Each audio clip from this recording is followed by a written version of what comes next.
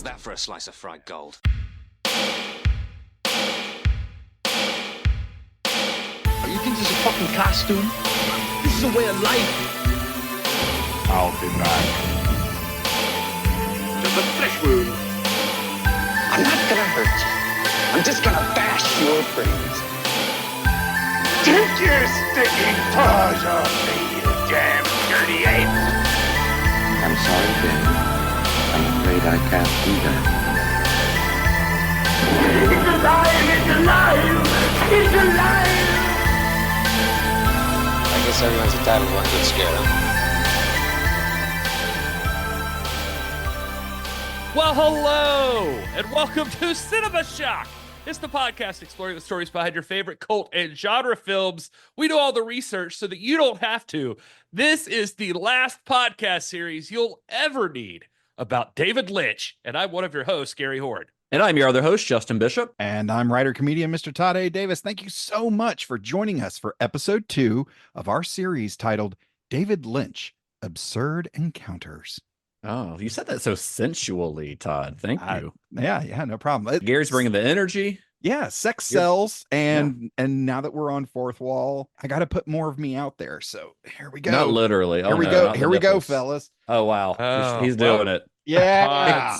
Todd's boobs are If you on are the special video version. If you're subscribed at the $10 level, you will get to see what no man needs to see. That is Todd's nipples. They're pierced. I was surprised that they were pierced. It's weird, and they should be, honestly, because they're weirdly long. I don't think I've ever seen nipples that long. You can almost tie them together. It's really strange. Listen, what my wife and I do in our bedroom is nobody else's business unless you pay for it on Fourth Wall. Wow. I think you got the wrong supporter site for that kind of content. Todd. I think you need the other one. Speaking of Fourth Wall, though, we did just launch it. We announced it in our last episode that we were launching Fourth Wall. That is our new supporter site. You can go to cinemashock.net. Click support if you want to join, but we did have a few supporters after we just launched it a few days ago as of this recording, and as promised, we do want to give a big thank you to the people who have signed up already. So our very first supporter, this guy gets a gold star, right? Our very first supporter, first person to sign up, Benjamin Yates, who I believe is in Australia, if I'm not mistaken. So he signed up before I was awake. It was like probably in the afternoon for him, but it was in the middle of the night for me, I think, when he signed up. But thank you, Benjamin, for being the very first supporter on Fourth Wall. Also, our good buddy Kurt Manchester was right there at number 2 because I think Kurt really wanted to be number 1, but he's not in Australia, so fuck you, Kurt. Just kidding, Kurt. We love you. Love you, Kurt. Kurt Manchester, Andy Lancaster. Signed up. There's a user on there, and Andy Lancaster, by the way, he's here locally. He lives nearby us. He's local to the upstate of South Carolina, as is Justin Vance, who is both of them are, as well as Kurt, are all members of our Discord. So they were kind of the first to know about the Fourth Wall. And also there's a user on there. They just put their username as MagicBloat. And I think that is our friend Andrew C from the UK, who is also in our Discord. I think that's him because Andrew told me that he signed up, and that was the only name that didn't have like a name that I was familiar with, MagicBloat. So anyway, thank you, Andrew, Justin, Andy, Kurt, and Benjamin for signing up, for being the very first to sign up for our Fourth Wall. Do you guys want to remind people what they get when they sign up to our Fourth Wall? Yeah, you get your name mentioned, just like those guys did. Yeah, that you get that at the very lowest, and you'll get listed as an associate producer in the show notes. But you'll also get, depending on we got 3 different tier levels. Depending on which tier you sign up for, you will also get the extended version of this episode and all of our episodes going forward, starting with the one from last week where we have Somebody Needs a Nap. We have further viewing, maybe some other stuff in there as time goes forward, but some of those classic fan favorite segments that we don't do on the main feed anymore, they'll be right there in the middle of the episode like they used to be, but only for the people who join at that tier. And then you can also get the raw uncut video of this recording session, which will still be the the extended version of the episode with all those same segments, only with video and without like theme music and stuff. It's literally what we're seeing when we're looking at each other recording this, which means like if I have to pause and go to the restroom and say, hey, Todd, will you hit pause? You'll get all of that. You'll get to see Todd's nipples. Yeah. Who knows what else? There's all kinds chances are Todd won't even hit pause, and you'll just see and you'll just see us going to pee. Not like actually us peeing. No, you'll just see an empty room for 5 minutes. Yeah. Listen, with a little work, I think we could get it so that they can watch us pee. Well, that's also for that other. Oh, that's site. for the other website. I'm sorry. I'm sorry. A different level, I think. Yeah. That's you're going to pay a little bit more for that one, but anyway. But you could help out with the $3 tier. That's just giving us each $1. Basically, and nice. That's and for that you're going to get a shout out. You're going to get a coupon code for our merchandise store, which is also on Fourth Wall. We've got a bunch of new shirts. I made a whole series of shirts about directors that we've covered on the show, like John Waters. I've got a John Waters for President shirt. I've got a Toby Hooper for President shirt. I've got a Joe Dorowski for President shirt, which I think I'm going to buy one and gift it to Todd for his birthday this year. So, Thank you, Justin. So you get merchandise discounts at the $5 and $10 level. You'll get permanent merchandise discounts on everything going forward as long as you're a member. And we're going to do some limited merch drops in the future that are either only available to members or some that are, you'll get first dibs at them, that kind of thing. So nice. We're pretty excited about it because we do miss doing like the further viewing and the somebody needs a nap and all that stuff. Our episodes are pretty long. So we cut those out of the feed, made the flow go a little better. Then we kept having people say, hey, what the hell? Where did those things go? Well, here, we're giving you a chance to listen to them again. And also, we're going to start we haven't done it yet, but we are soon going to start putting the archives of our Psychotronic Film Society episodes up on the supporter feed. So we do sometimes get messages from people who are like, what happened to the old show? We still have most of the files, I think. So we're going to start putting those out gradually on the Fourth Wall feed. So that'll start probably at the $5 tier. I haven't quite decided, but I think the $5 tier, you'll probably get access to all of those. So not only the extended episode, but all those old episodes from before I wouldn't say we didn't know what we were doing. The show before that was when we didn't know what we were doing. It was earlier in our cinematic journey. We were not doing this like big deep dive behind the scenes story. It was more just discussions about the films. Although as you listen to that show, it does gradually turn into that, which is kind of where Cinema Shock was born from. Because towards the end, I remember we did a little short Stuart Gordon series, and we really like dived into the making of some Stuart Gordon movies. And then me and Gary were like, you know what? This is the way to go. Like, this is fun. This is unique. And that's where Cinema Shock came from. But those early episodes, it's just like me and Gary talking, and sometimes a guest such as Todd. Todd was on several times on that show. So I think your first episode was Blade. Was it really? I think it was Blade. Huh. Yeah. So that's been forever ago. That was a long time ago. I don't remember any of it. Yeah, so. That was a very long time ago. Maybe another supporter feature could be us reviewing our episodes. A commentary on our own episodes. What the fuck was I thinking? I don't remember this at all. Well, Gary, you were drunk the whole time. So anyway, we just wanted to let everyone know that is live. Again, go to cinemashock.net. Right there in the top menu, you'll see Support Cinema Shock. Click on that. It'll take you to the supporter site. We really appreciate everyone who signed up so far, and we look forward to everyone else who's going to join us on this little fun endeavor in the future. Yeah. You want to be around for somebody needs a nap. There's angry people about David Lynch. Especially ERASERHEAD. Including Todd. Don't let the cat out of the bag just yet. Oh yeah, we haven't even done our spoiler alert yet. Come on. And before we get into it any further, as we did on our last episode, I want to acknowledge the sources that we use for this episode. Actually, they're all the same sources for this episode that I mentioned in the last episode, except this episode, I also used a book called Midnight Movies by Jay Hoberman and Jonathan Rosenbaum. I've mentioned that several times on the show before because I used it for Pink Flamingos, El Topo, and the Rocky Horror Picture Show. So that book has been like a very great source for me. And I highly, highly, highly recommend reading that book for anyone who's a fan of the history of these types of movies. It literally has ERASERHEAD on the cover. So, it's a pretty Although I feel like they talk more about Rocky Horror. That's just such a striking image of Henry, on the cover. But go find you a copy of Midnight Movies. It's out of print, but you can find a copy on Amazon used for pretty cheap. I think I got mine for less than $10. So, but everything else we used this time is the same as we used last time. Ian Nathan's David Lynch retrospective, Room to Dream, the David Lynch autobiography, and Lynch on Lynch, edited by Chris Rodley, as well as that Criterion Collection Blu-ray for the movie we're talking about today. Speaking of our last episode, when we left off on that episode, David Lynch was attending the American Film Institute, where he spent the majority of his first year working on a script for a project called Garden Back. Now, that project fell apart. We talked a little bit about that, but it fell apart when outside forces began to kind of meddle with it. And that experience nearly caused Lynch to quit AFI altogether, which prompted the dean of the school to practically beg him to stay. Lynch, in their eyes, was one of their most gifted students at AFI, and they were desperate to work with him, essentially giving him carte blanche to do whatever he wanted to do next. God, I think it was like Tony Villani or Tony Villani. Villani, that's it. Yeah. I could not remember the guy's last name. Tony Villani was with him. I think this was like right after the grandmother that they were together and pitched to him going to AFI. And so I don't remember it's like digging super deep into AFI, but one of the things I liked is like listening to Lynch talk about it, because to hear Lynch discuss some of the things that appeal to him about other things, like you can totally get the vibe aspect of how he is who he is. Oh yeah. With the AFI Institute, he talks about like how he got the offer, that they sent him a booklet. He talks about looking through the booklet and seeing like all these different cool things, but one of them was a seminar, and there's these guys all in sweaters like sitting in front of a fireplace like watching the seminar, and he was just like, and then I began to wonder, what is California, this place where it's so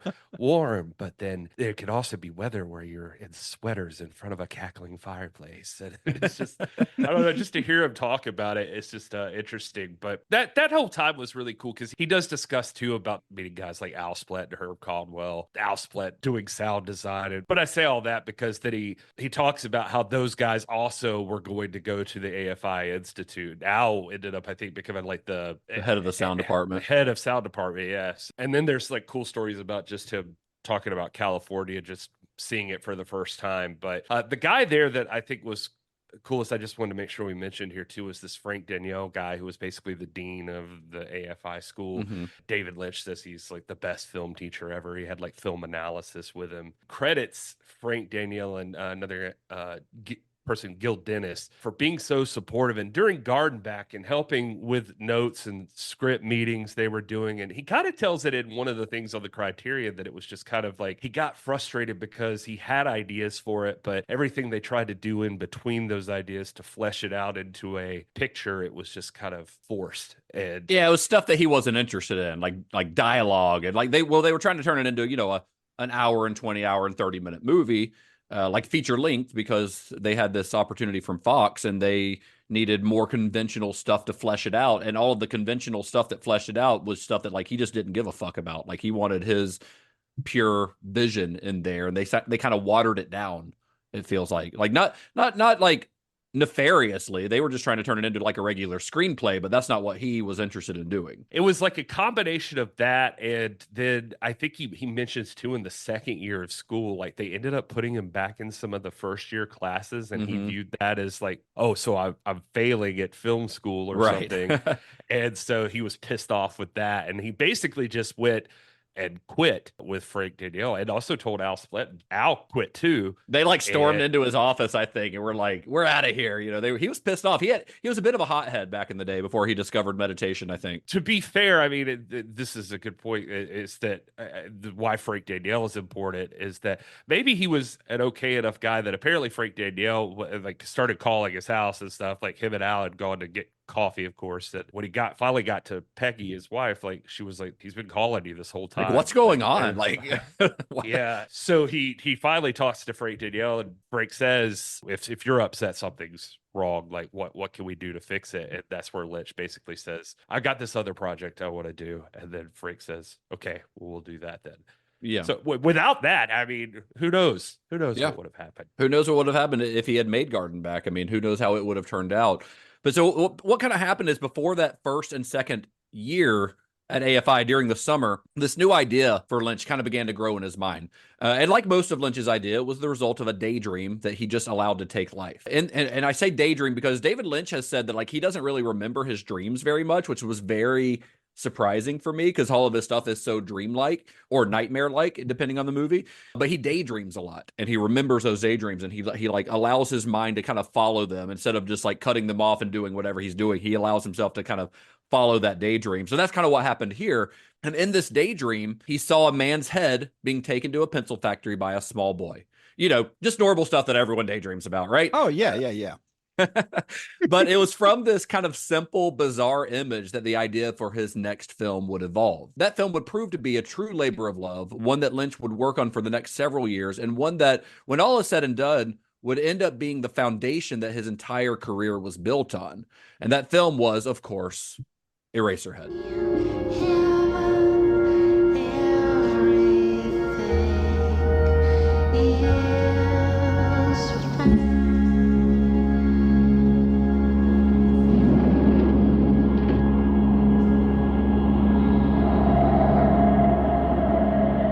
So this is the part where I normally do a spoiler alert. Now, if you've already seen Eraserhead, then you're good to go. If you have not seen Eraserhead, you can.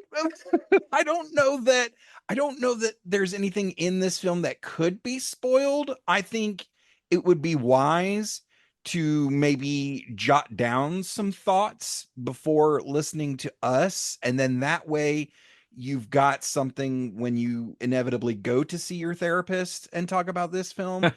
You'll have some crystal thoughts, some crystallized musings on this movie that will help explain where you are and how you have now slipped into this fugue-like state, curled up like a baby on well, a we're couch. already getting Todd's opinion on the film, it sounds like, during his spoiler alert. I would say that you can't, it'd be hard to spoil the plot of Eraserhead. Yeah. But I do feel like you could spoil the experience of watching it. I feel like the experience of watching it is something that is probably best gone unspoiled, if that makes sense. I guess so. The biggest spoiler of all is to know that in heaven everything is fine. You've got your good things and I've got mine. Exactly. Well, Gary just spoiled the end of the movie. If you learn nothing else from this show, learn that. So as we've already learned, even in this early entry in our series, David Lynch, he isn't particularly open about where his ideas originate or what they mean. But with Eraserhead, he tends to be a little bit more open about where he's coming from than he would be in later films. He's still not going to tell you like what it means exactly, but he's been pretty forthcoming about the fact that the film drew very heavily from his time living in the squalid, dangerous areas of Philadelphia when he was attending art school there.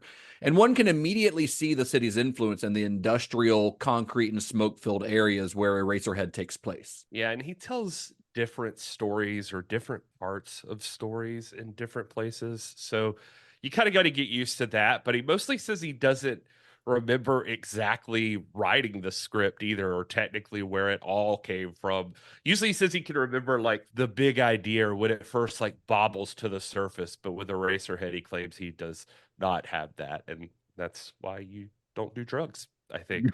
He doesn't do drugs. Well, the thing, more why he you stopped. know. Well, yeah. I mean, he did some drugs back in the day, but this was also like almost 50 years ago at this point. So that's memory's a funny thing. Yeah, but at least with the Philadelphia thing you mentioned, he definitely does. We talked about it in the last. Yeah, he admits that definitely. I mean, and you can tell when you watch this movie, knowing that.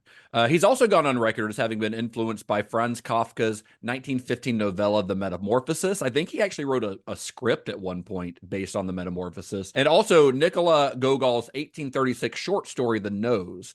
And although I've never found any record of Lynch really admitting this, his daughter Jennifer has said that the film was heavily influenced by her own unexpected conception and birth defects because she was born with severely clubbed feet. And it's hard to not watch Eraserhead and view it as an expression of Lynch's own anxiety about becoming a father. How do you think it feels to be a daughter and know that your father also apparently had at some point decided he might split you open?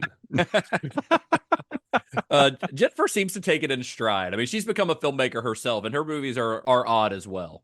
She makes she's only made a couple, I think, or I've only seen a couple, but they're strange. They're okay. So she's not exactly like, she's David Lynch's daughter, let's say.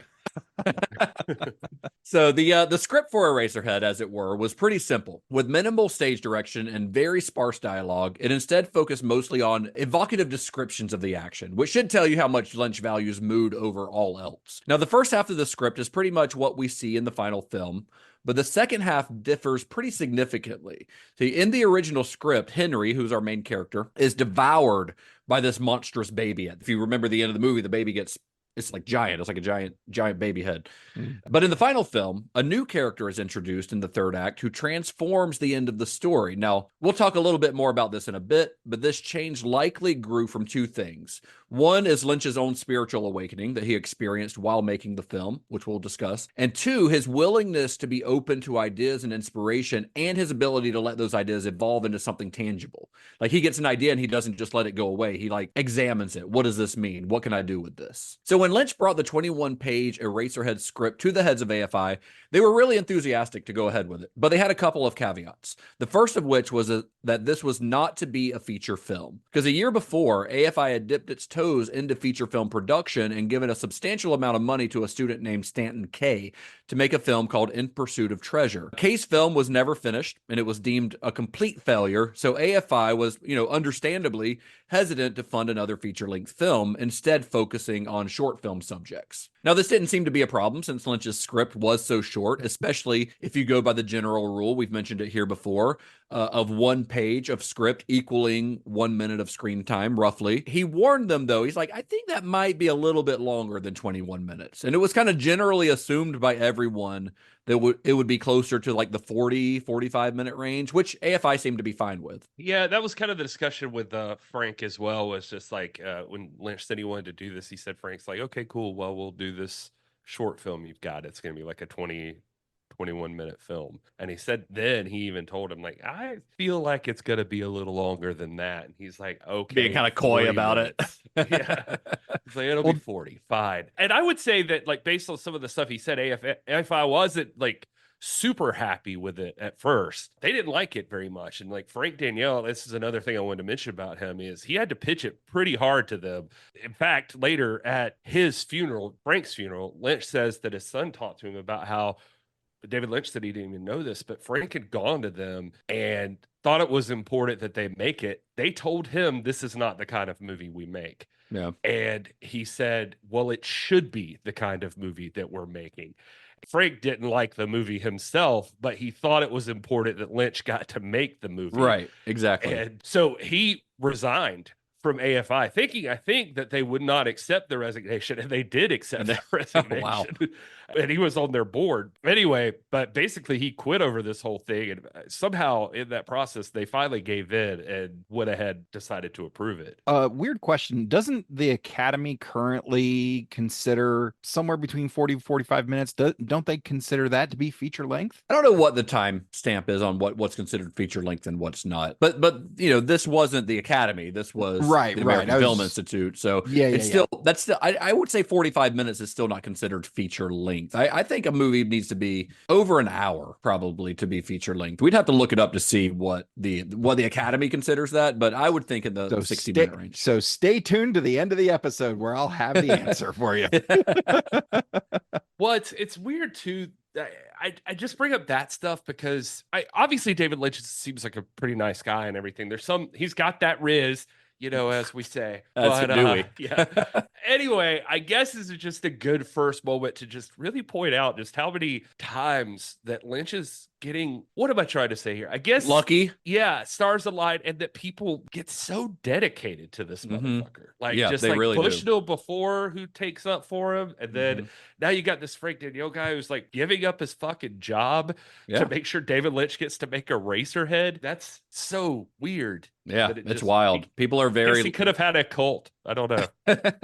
So the other condition that was given by AFI was that the film needed to be shot in 35mm black and white, which Lynch had no qualms with whatsoever because he had always envisioned Eraserhead as a black and white feature anyway. So easy. So with these conditions seemingly met, AFI agreed to move forward with Eraserhead and committed $10,000 to the film's budget, and then we moved forward with it. And Lynch This is funny because Lynch estimated when he was pitching this that the entire shoot would last about 6 weeks, which turned out to be a gross miscalculation. Turns out he's not the math guy.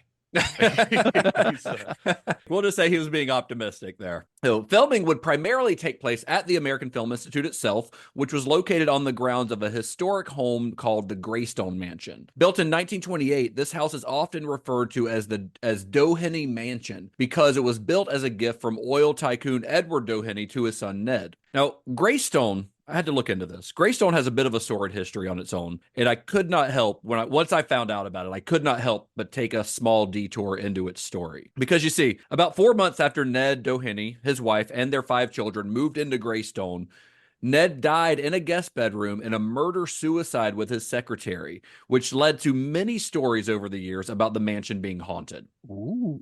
Yeah. And his secretary, this was not like he was having an affair with his secretary. His secretary was a man. There was no like romantic relationship involved. I looked a little into what it could have been, and there was a scandal involving the oil business that maybe this guy knew too much about, or there's a whole rabbit hole you could go down in that I didn't really want to bog us down with. But if you're interested, like just search for information on Ned Doheny and the Doheny Mansion and all the stuff that's related to, but it's pretty wild. So in the mid-1950s, this mansion was sold to billionaire industrialist Henry Crown, who started renting it out to the movie studios. And by the early 1960s, though, Crown had plans to demolish the mansion and to subdivide the property, but the city of Beverly Hills actually stepped in and purchased the property because they wanted to stop that demolition. They thought it was too important. Now, by the time they did that, the estate was in pretty serious disrepair, so Beverly Hills leased the property to AFI for only $1 per year for the first few years,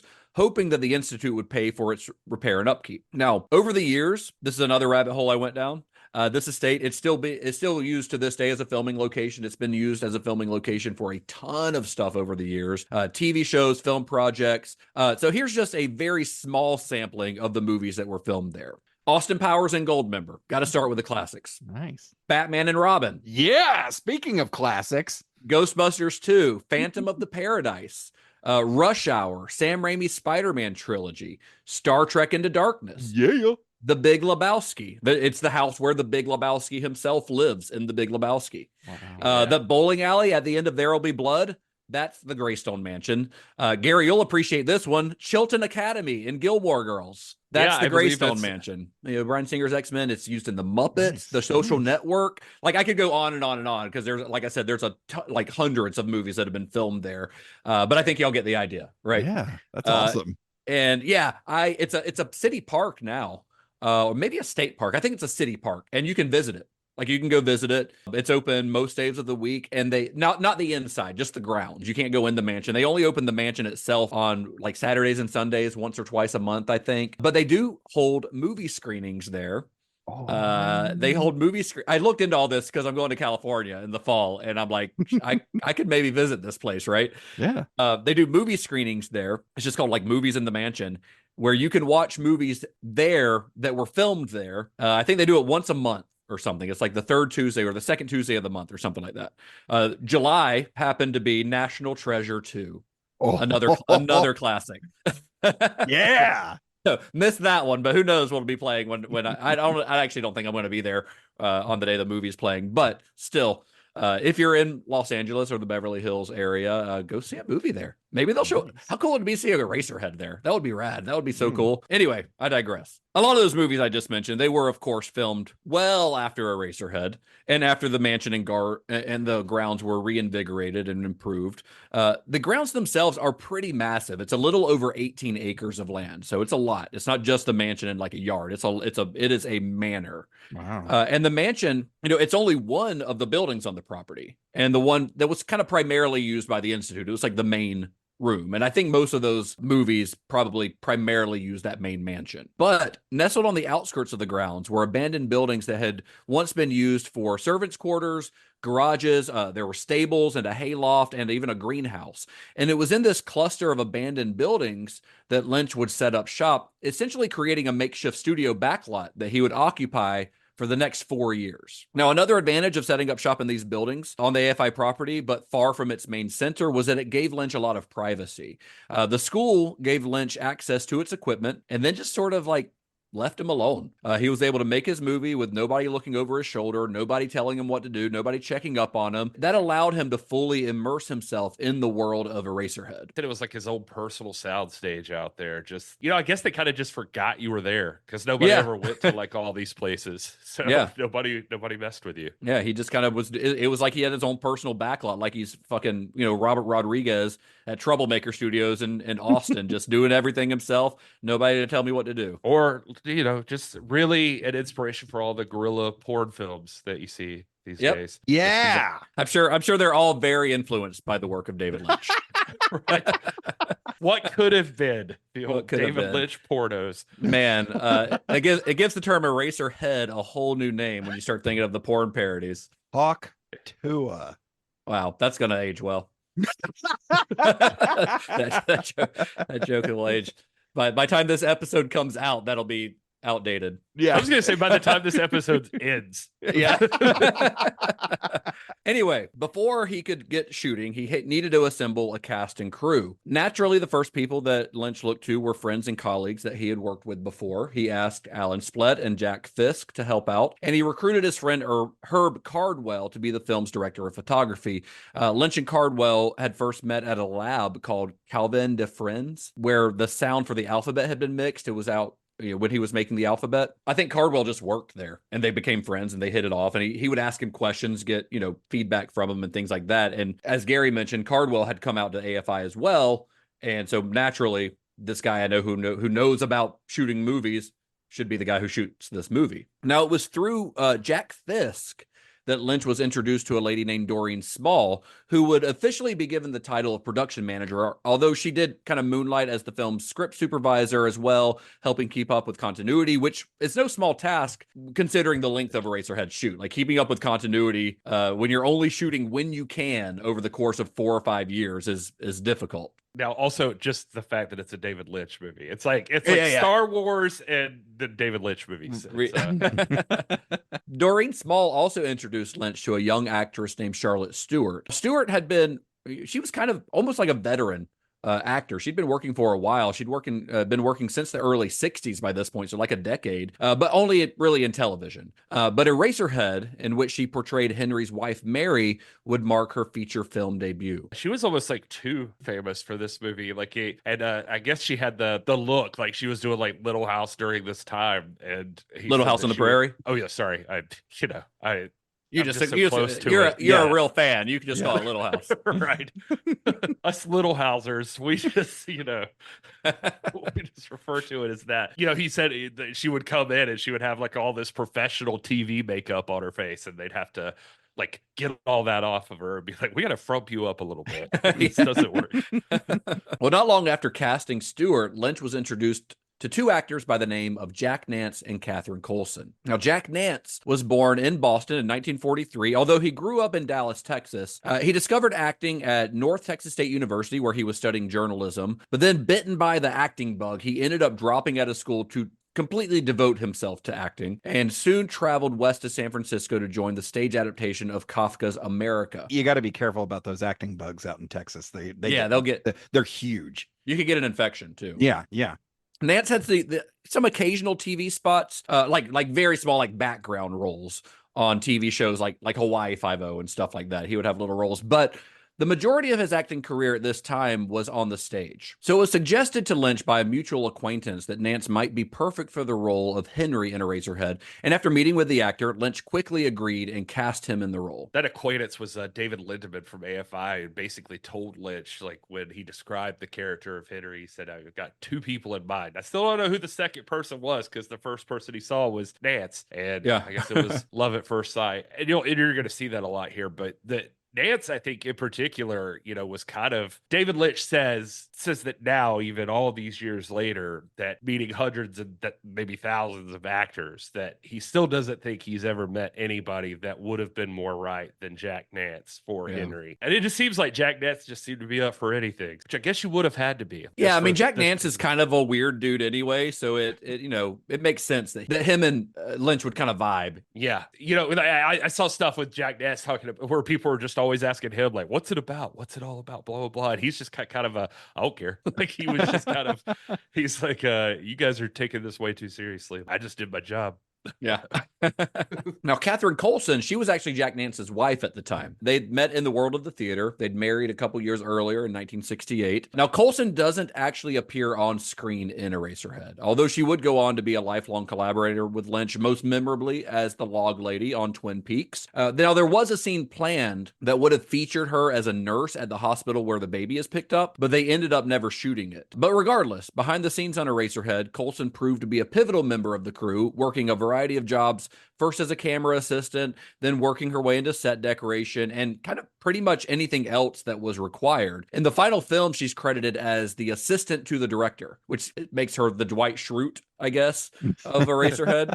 Not the assistant director, the assistant to the director. Yeah. So, and she was, in Lynch's words, the hero of Eraserhead. So she would join the crew at night for the shoot, and then during the day, she'd work lunch shifts as a waitress at a nearby diner, and she would often donate her tips to the production, or she'd bring food from the diner, grilled cheeses and French fries and stuff, to feed the crew. She would also get David Lynch, odd jobs at the diner and stuff too, where they'd feed him. I think he helped fix their roof or something. Yeah, he's a big fix-it man. It's weird. I guess they had a hot plate so she could bring food there and just cook it.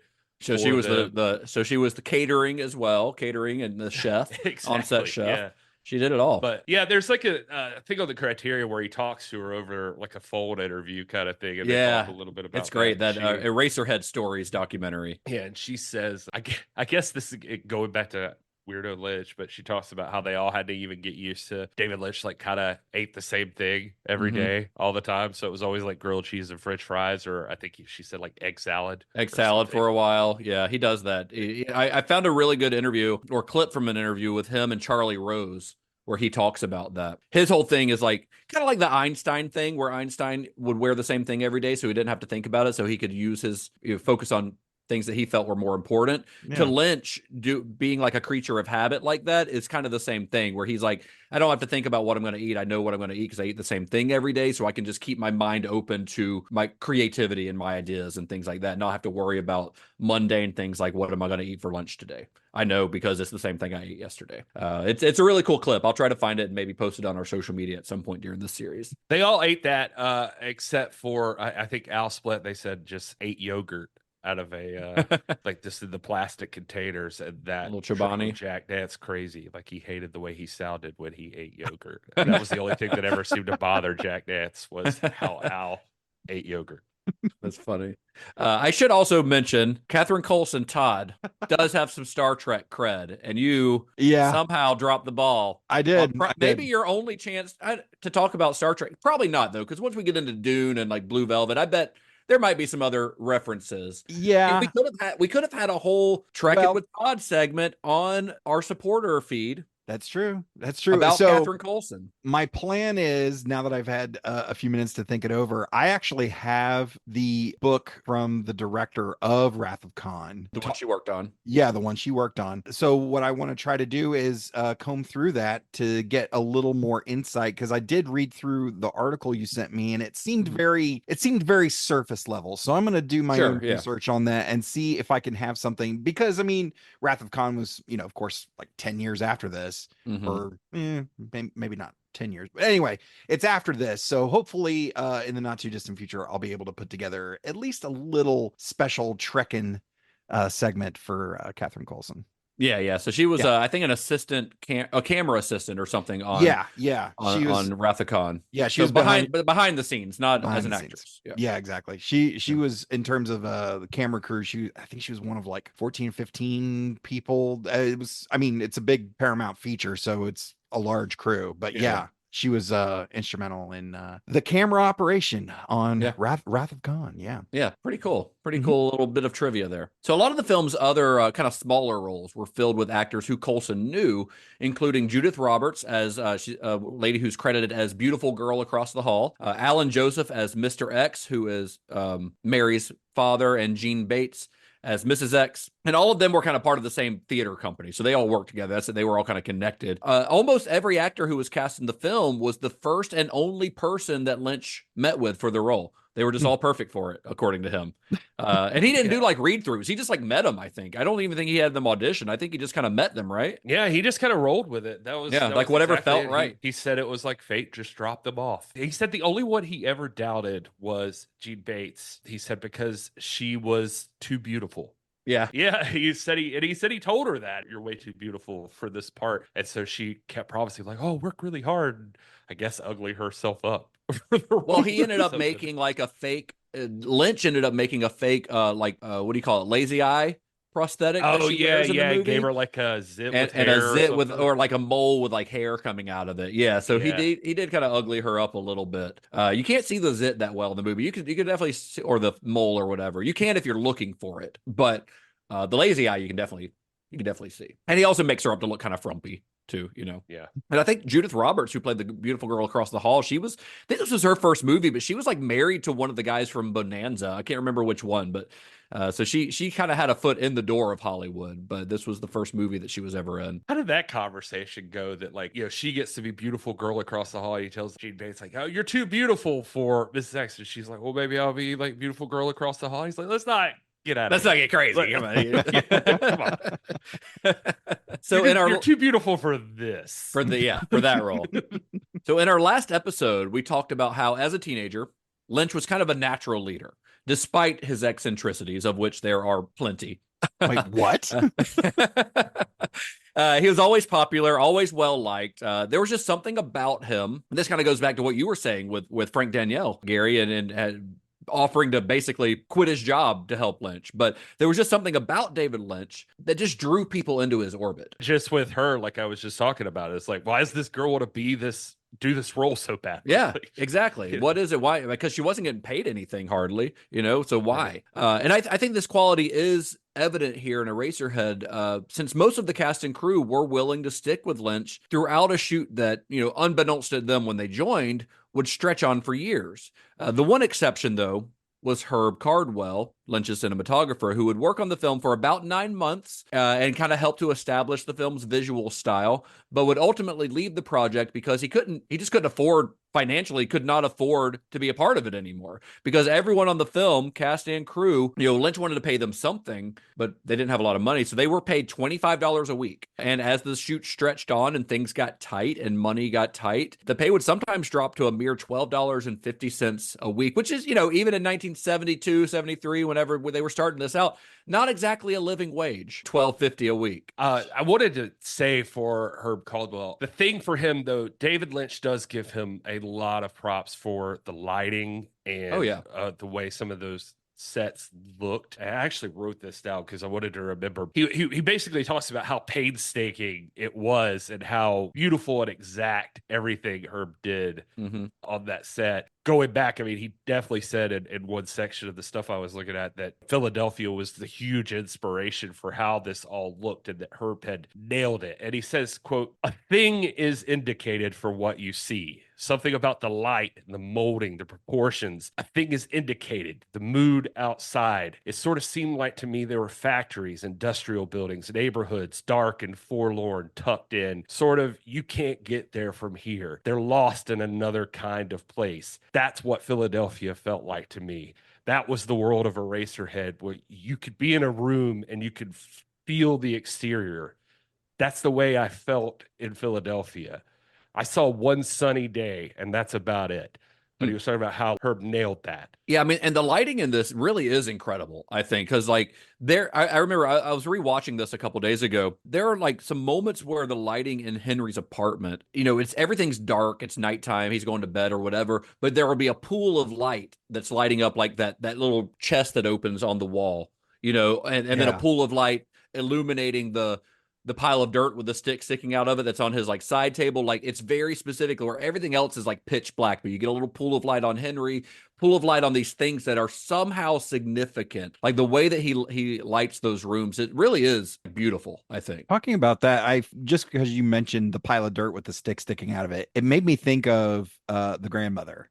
And I wondered. Yeah, I told you we'd see that again. Yeah, in my own about the grandmother. In my own head canon, I feel like the little boy ended up becoming Henry. And Eraserhead. Who knows? Yeah, I mean, it's very possible. There are theories. I'm reading a book right now by H. Perry Horton that I picked up a couple days ago. Who H. Perry Horton is? I got into him during Twin Peaks: The Return, because he would write I forgot what website he was writing for, but he would write episode recaps, and I just thought his insight into David Lynch was incredible. So he's written this book. It's long. It's like 500 pages long or something. Ooh. That's about this kind of a fun theory. He even doesn't think it's really real. Like it's kind of one of those conspiracy theories that he's thinking about for fun, about how Eraserhead and the Alphabet and Blue Velvet and a couple of other, Mulholland Drive, Twin Peaks, and Inland Empire are all connected. Like it's all part of the same world. Oh, wow. And there are things that kind of connect them. And there's this overall myth that I'm not going to get into the whole thing here, but it's a very fascinating connection. So there are theories that these are all take place kind of within the same universe, and they are all connected. I mean, that tree that you see coming out of the dirt, it sort of makes an appearance again in Twin Peaks: The Return, which is 40 years after this. Oh, wow. It later becomes the log for the log lady. It could. Who knows? Who knows? Who knows? That's the thing. You could throw any of these things out and it could be like, yeah, maybe. Like that could be. Anyway, Herb Cardwell has to leave. Not because he wasn't enjoying himself or doing a good job. It was just it was a practical financial thing. But he ended up getting replaced with a guy named Fred Elms, who was another student at AFI who was studying cinematography and had been personally suggested by AFI co-founder Tony Villani. After meeting with Lynch and seeing the footage that Cardwell had already shot, Elms was fascinated, as anyone would be. Like, what? This is something. I got to be a part of it. So he accepted the job. And Cardwell actually worked with Elms for a few weeks to kind of get him up to speed on things. They wanted to make sure the movie looked consistent. And Elms would remain Eraserhead's DP for the remainder of the shoot. And he actually went on to collaborate with Lynch several more times over the years. So he became another one of those regular collaborators. I kept seeing in places for some reason, so just to be clear, people kept saying Herb died, and that's why he was gone. He died later. Young. He was like 35 when he died, but that was well after this. Yeah, it was well after this. It was definitely like financial reasons he had to go. And if you listen to the criteria, those stories like we were talking about, David Lynch has tons of stories about this guy. And so, about him flying and the way he drives. Yeah, about how good of a flyer he was and stuff. And like him and Al made a good pair because Herb couldn't hear and Al couldn't see or something. So I think Alan Splet was like legally blind, which probably makes him a really good sound guy. So Lynch's real genius on Eraserhead began to become apparent to his newly formed cast and crew when he began to build the world that Henry Spencer inhabits. Because the film had such a minuscule budget, this world was largely made from scavenged materials, with everything repurposed or repeatedly reused. Lynch and Splet, they would soundproof the sets by stuffing blankets and fiberglass into burlap bags and then lining the walls with them. Sets were built from wood taken from dumpsters outside of other movie studios, like actual movie studios. Bed sheets were dipped in tea or coffee to achieve the off-white look that Lynch wanted. He didn't want them to be too sparkling white. Doreen Small got most of the clothing and set decorations that they needed from local thrift stores, while Jack Nance and Catherine Coulson used furniture from their own living room to fill the lobby of Henry's apartment building. He talks about Jack and him. They got word that a studio was going out of business, so they rented a flatbed trailer and like took it out to the studio and ended up like this old studio like gave them like shit tons of wire and flats and radiators, all of this stuff. They said they spent like $100. And he had another one of his odd jobs that David Lynch had was a paper route. And so he said like the flats that like if things didn't work out perfectly, like there were holes in it or something, he would take papers from his paper route and make paper mache, and then he would like fill them all up with that. That was just kind of neat. Innovative. He's a very handy guy. I mean, we mentioned, I think in the last episode, that he came from a family of like carpenters and makers and things like that. And he uses those skills a lot, especially in these early years. I mean, he still does. I mean, he still makes his own furniture and things like that now, I think, just as like art pieces. But you know, well, yeah, he's practical like art into pieces. woodwork and stuff like that now. Yeah, very But much so. he also tells this story about like somebody from AFI, I think, told him to go check out WB, like had an in with like Warner Brothers. So he went to the studio there. He said he got there and it was like a weird day that he got there or something. Like nobody was around. There was just this old timer in the studio back lot who let him in. They went into this big warehouse and he was like, it had like everything you could imagine. So the old timers was like, yeah, just take what you want. He's like, can I get that? And he's like, yeah, put it on your truck. He's like, okay. So he was just taking all this stuff from that studio. He was like, this is really nice. And he goes and uses it. And he said that he had the stuff for a while, but when he went back after everything was done, nobody seemed to have any idea he had any of that stuff. And it was that old man didn't even work there. He didn't even work for Warner Brothers. He was just well, anything that couldn't be scavenged or purchased for next to nothing was handmade, mostly by Lynch himself, including the film's special effects shots, the most mysterious of which is the Eraserhead baby, who was christened by the name Spike by Jack Nance. So little baby Spike. Oh. Now Lynch has famously been, let's say, vague about the origins of the baby and how it was created. When asked in the book Lynch on Lynch, and I sent a picture. I took a picture of this when I was reading it and sent it to Gary because like this fucking guy. The guy, Chris Rodley, asked him like, "How did you make the baby?" And his answer is just, "I don't want to talk about that." And he refused to elaborate any further. Like Chris Rodley pushes him on it. He will not answer. He's very, he just will not address that question. Other times that he has been asked about it, some of his other answers were, he said like it was born nearby, or maybe it was found, you know, like he's being very coy about it, but also maybe it was. Who knows? Who knows with this guy? And nobody else that was involved in Eraserhead has ever given any clues as to how Lynch created it. Maybe no one else really knew. Rumors have persisted over the years that it was maybe a calf fetus or a skinned rabbit that was somehow preserved before being sculpted into a lifelike puppet. But regardless, I think it remains to this day one of the most unsettling special effects in film history. I actually, when I was describing this part to Kat, I was like, and there's a baby in the movie? She goes, why do you say it like that? I was like, because it's not a baby. It's not a human baby. And then I described it as, imagine if you had a fish and the head of that fish was hollowed out and replaced with the bones, with the skull of a cat. And then you sprayed like shellac on it. That's kind of what it looks like. It was a young General Akbar in an early role. It's a trap.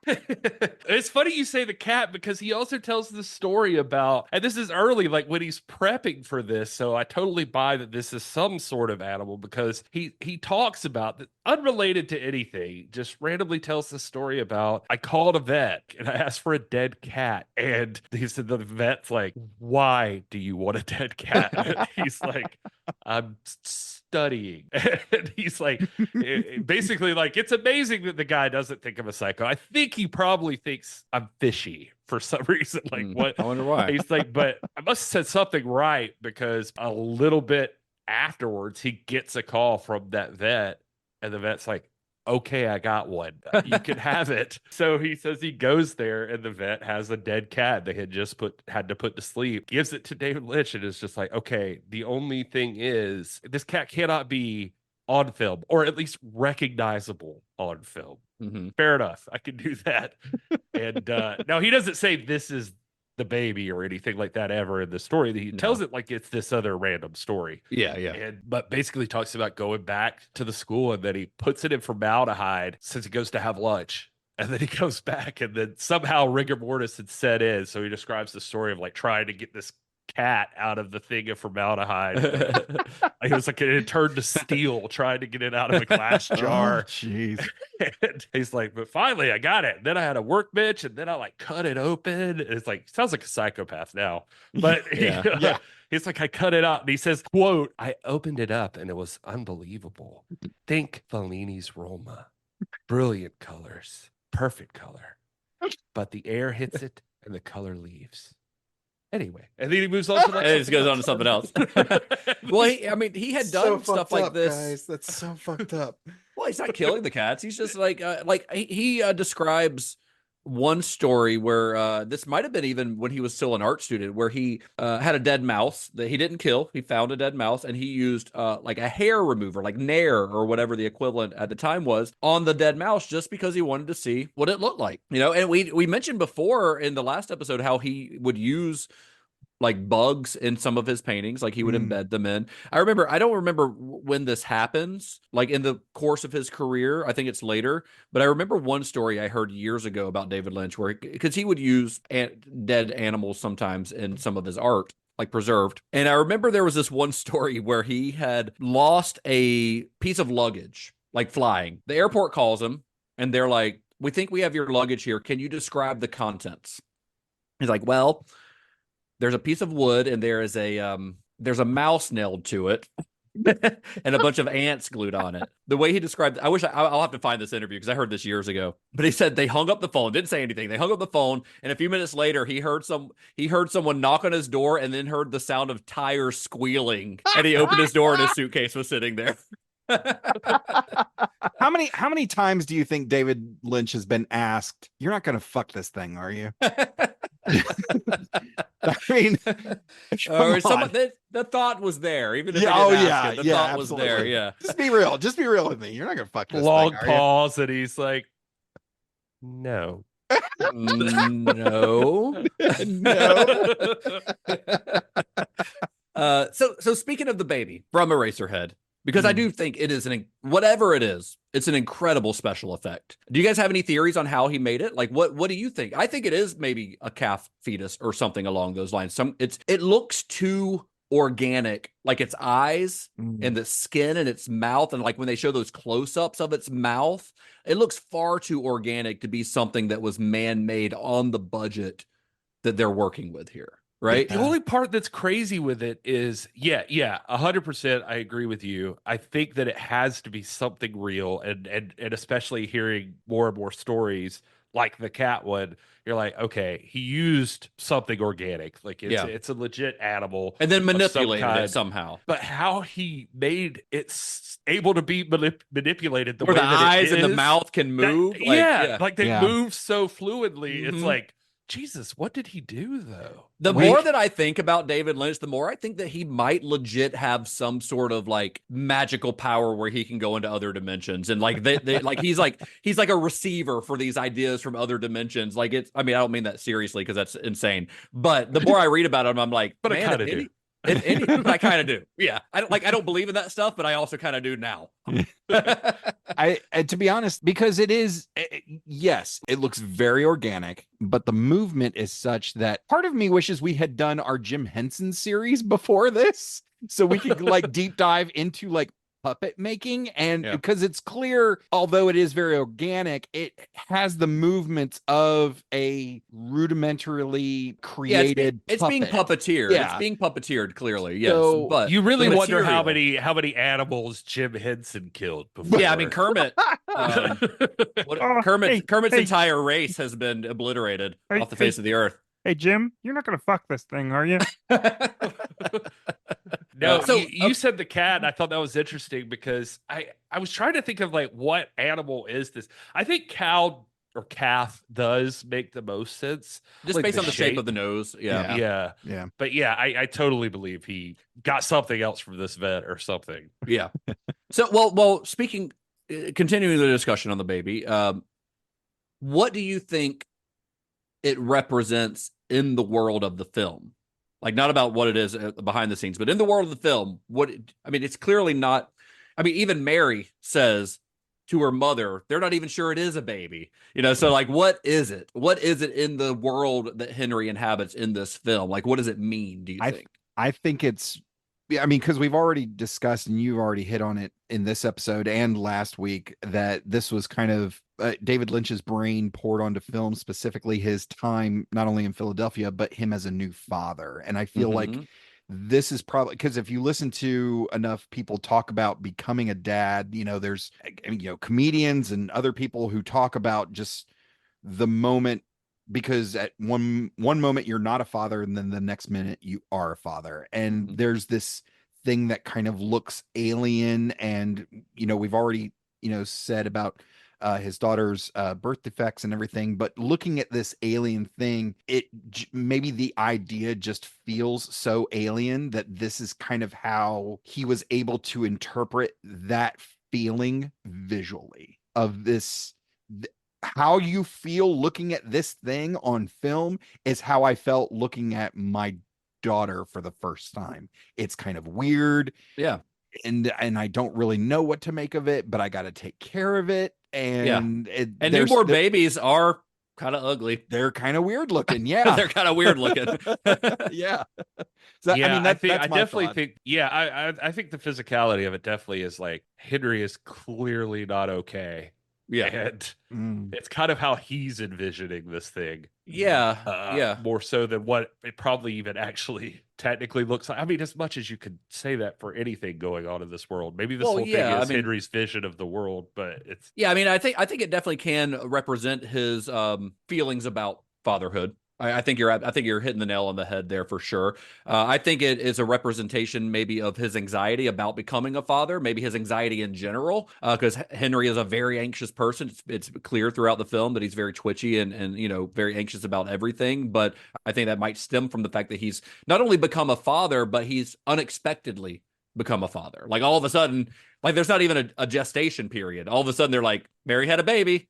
And he's like, it's only been that's impossible. Like how, but who knows? Maybe, in the grandmother, people sprang up from the ground. So who knows how they're born in the world that Henry lives in. But I do think that it could be maybe like a physical embodiment of that anxiety. Anyway, so Spike, I like calling him Spike. I like that he has a name. Spike might be the strangest and most mysterious of the props for the film, but Eraserhead required quite a few unconventional props, and the production had to get pretty innovative in how to acquire them. For instance, Doreen Small recalls one scene that needed a litter of nursing pups.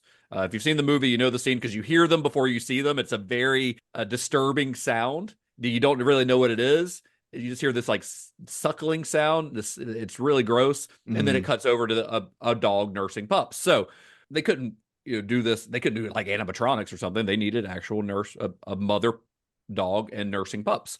So Doc, Dave's on the phone again. Now he wants puppies. We're not giving him fucking puppies. Well, Doreen was the one calling this time. So maybe she was able to smooth it over better. So she started calling local vets to find people. She's basically going like, hey, do you have any patients who, their dog just had puppies and they're still nursing? And then she would call those people and say, hey, can we borrow your pups for this scene? Can we borrow your dogs for this scene? And somehow somebody, at least one person, agreed to that and allowed them to do it. For another scene, this one's even weirder. They needed umbilical cords. So Doreen Small, once again, this is her job as the production manager. She starts calling hospitals to ask for discarded umbilical cords, explaining to them that the cords would just be in jars in the background of a movie scene, which was, of course, a lie. And somehow, at least one person at a hospital agreed. So the umbilical cords that we see in the film are actual discarded umbilical cords. I mean, what else are they going to do with them? They're just going to throw them away, right? So yeah, so. You don't save them for a souvenir. Way back in the day, it's important that filmmakers used every part of the human, right? Yes, every part of the cadaver. So yeah, spiritually, that's how it works. Yeah, right. Yeah, you can't eat. Do you eat the umbilical cord? I know you can. The placenta. I was going to say, I think the umbilical cord's got to be real chewy. Yeah, that's why. That's why what, Todd? That's why what, Todd? I don't know. Oh, sorry. It's gone from me now. Sorry. It's gone. Good. That's probably for the best. Yeah, it's all good. There are no directions that sentence could have gone that would have been okay. Nope. Okay. So he's got the umbilical cords. Turns out David Lynch makes his own condoms. Ew. Wow. That did not go in the direction I was expecting. Oh, okay. Well, better or worse? Worse? Oh, okay. All right. I wouldn't have called that. Definitely. Yeah. Different. Let's say different. Be sure to There's subscribe something on very Fourth Circle Wall, of everybody. Life about that, though. I like that. It's very Lion King. Yeah. Anyway, so Principal photography on Eraserhead officially began on May 29th, 1972, and the first scene filmed was actually Henry's dinner with Mary's parents. They started filming this, and this scene took forever to complete. Like they spent way too much time on it because Lynch felt the need to do everything himself, from adjusting the lights to personally making the little chickens that they have for dinner. And Charlotte Stewart, who, like most of the cast, was actually a seasoned actor, she explains that she kind of like felt sorry for Lynch because he didn't seem to realize that you simply couldn't take that long on each and every scene or the film would go on forever, which, as it turns out, was kind of a taste of things to come. So the shoot continued in this manner, moving at a glacial pace, but the cast and crew all came to recognize Lynch's genius. For some reason, they just trusted his vision, and they felt like they were making something special, something important, so they stuck it out with him. Just thinking about them showing up, I think Catherine talks about showing up at 4:30, 5 o'clock. She's just worked. She had more than one job, she talks about. So like she got off her waitress job or whatever, as she comes in, they all have like dinner together usually, and then they just start going. Like they film all night, or at least rehearse and film and blah blah blah. And you gotta imagine, like, they don't know what the fuck they're doing. Yeah. Who knows what the fuck is happening here in this movie? Yeah. And yet, for some reason, everybody is so goddamn dedicated. They're dedicated to making this work. And they're just all sticking with him through all of it. I don't know. I'm just having trouble picturing, like, maybe they're all pretentious fucking artsy film students or something, but just thinking about Herb and Al and Doreen and Catherine and both Jacks, like all of them just hanging out, and they're like, "Do you know what this is about?" No, I don't know. just go with it. Just This is what it says we do. I don't know. Yep. What the fuck are we making, man? Yeah, but they saw something in it. I mean, there was something there that appealed to them. That they could tell that he had a vision, whether they understood that vision or not. I think they recognized that there was something he was working towards, even if they didn't understand it. And I guess I part of what just like blows me away about that is that that's the only way that something like this happens. Yeah, because this movie, how else you have to have people just dedicated to seeing your vision through without even fully understanding it. It's so crazy to think about those people just being so into it. But how do you find those people? Like, because this is unlike anything else ever. Yeah, and a lot of these people are going to go on to work with him over and over again. So it makes it even more obvious that there was something about him that, like I said, he's just charismatic. He's, as Gary would say, he's got that riz. There's something about him that people are just drawn to. Like, I mean, you've joked about it before, but like a cult leader, like there's something about him that just people gravitate towards, and they believe him. They believe in him. Now, that's legit. I mean, it's part of the reason he's so huge now. They're devoted David Lynch fans. Oh yeah. Like David Lynch fans are hugely devoted, like obsessive, some of them. I mean, one thing, when they're making this movie, one thing everyone was able to agree on is that Lynch seemed to know exactly what he wanted from the film, even if they couldn't understand it. It was also one of the primary reasons why he took so long, because he was meticulous about getting every detail just right, just like he'd been able to do with his paintings, where he has total control. But in the case of Eraserhead, he wasn't just telling a story, he was setting a mood. In fact, I think it's safe to say that the mood of the thing was his primary concern. And one of the reasons that he and Fred Elms clicked so well is that Elms agreed with this way of thinking. He agreed that mood was like the number one thing. So, for instance, when they got the dailies back, Lynch would say, I see a detail in the black shadow that shouldn't be there. It should just be pitch black in that part. Let's make it darker. Elms understood. He got it, and he would work to get the picture adjusted to meet Lynch's vision for it. So, and for Lynch, the movie couldn't be dark enough. Like, he wanted it dark, and it's a very dark movie. For that reason, the film was shot almost entirely at night, even for the interior scenes. And another reason that they chose to shoot at night was because that was really the only time that the grounds at AFI were quiet enough. Because again, they've kind of got a makeshift soundproofing on this, but it's not like real soundproofing. So they shoot at night when everyone else is asleep, basically. Yeah, he talks about how, you can add echo, but you can't get rid of it. So they had to, there was also that, like why they made those sound blankets you were talking about. The sound is obviously an important factor for David Lynch, I guess. Oh, absolutely. And for the few daytime exterior scenes, including that opening scene that shows Henry kind of walking into that like big open, dark doorway in this kind of desolate industrial landscape. It's just concrete and dust and oil everywhere. They shot that beneath this bridge in downtown LA. And for these scenes, they actually had to work fast. As the only time probably that they did work fast, because they were shooting those without the proper permit. So they kind of had to get in there and get the shot and then get out of there. Now, as I mentioned before, Lynch was always very specific about what he wanted to do for the film, but that doesn't mean that he wasn't open to suggestions from his cast and crew.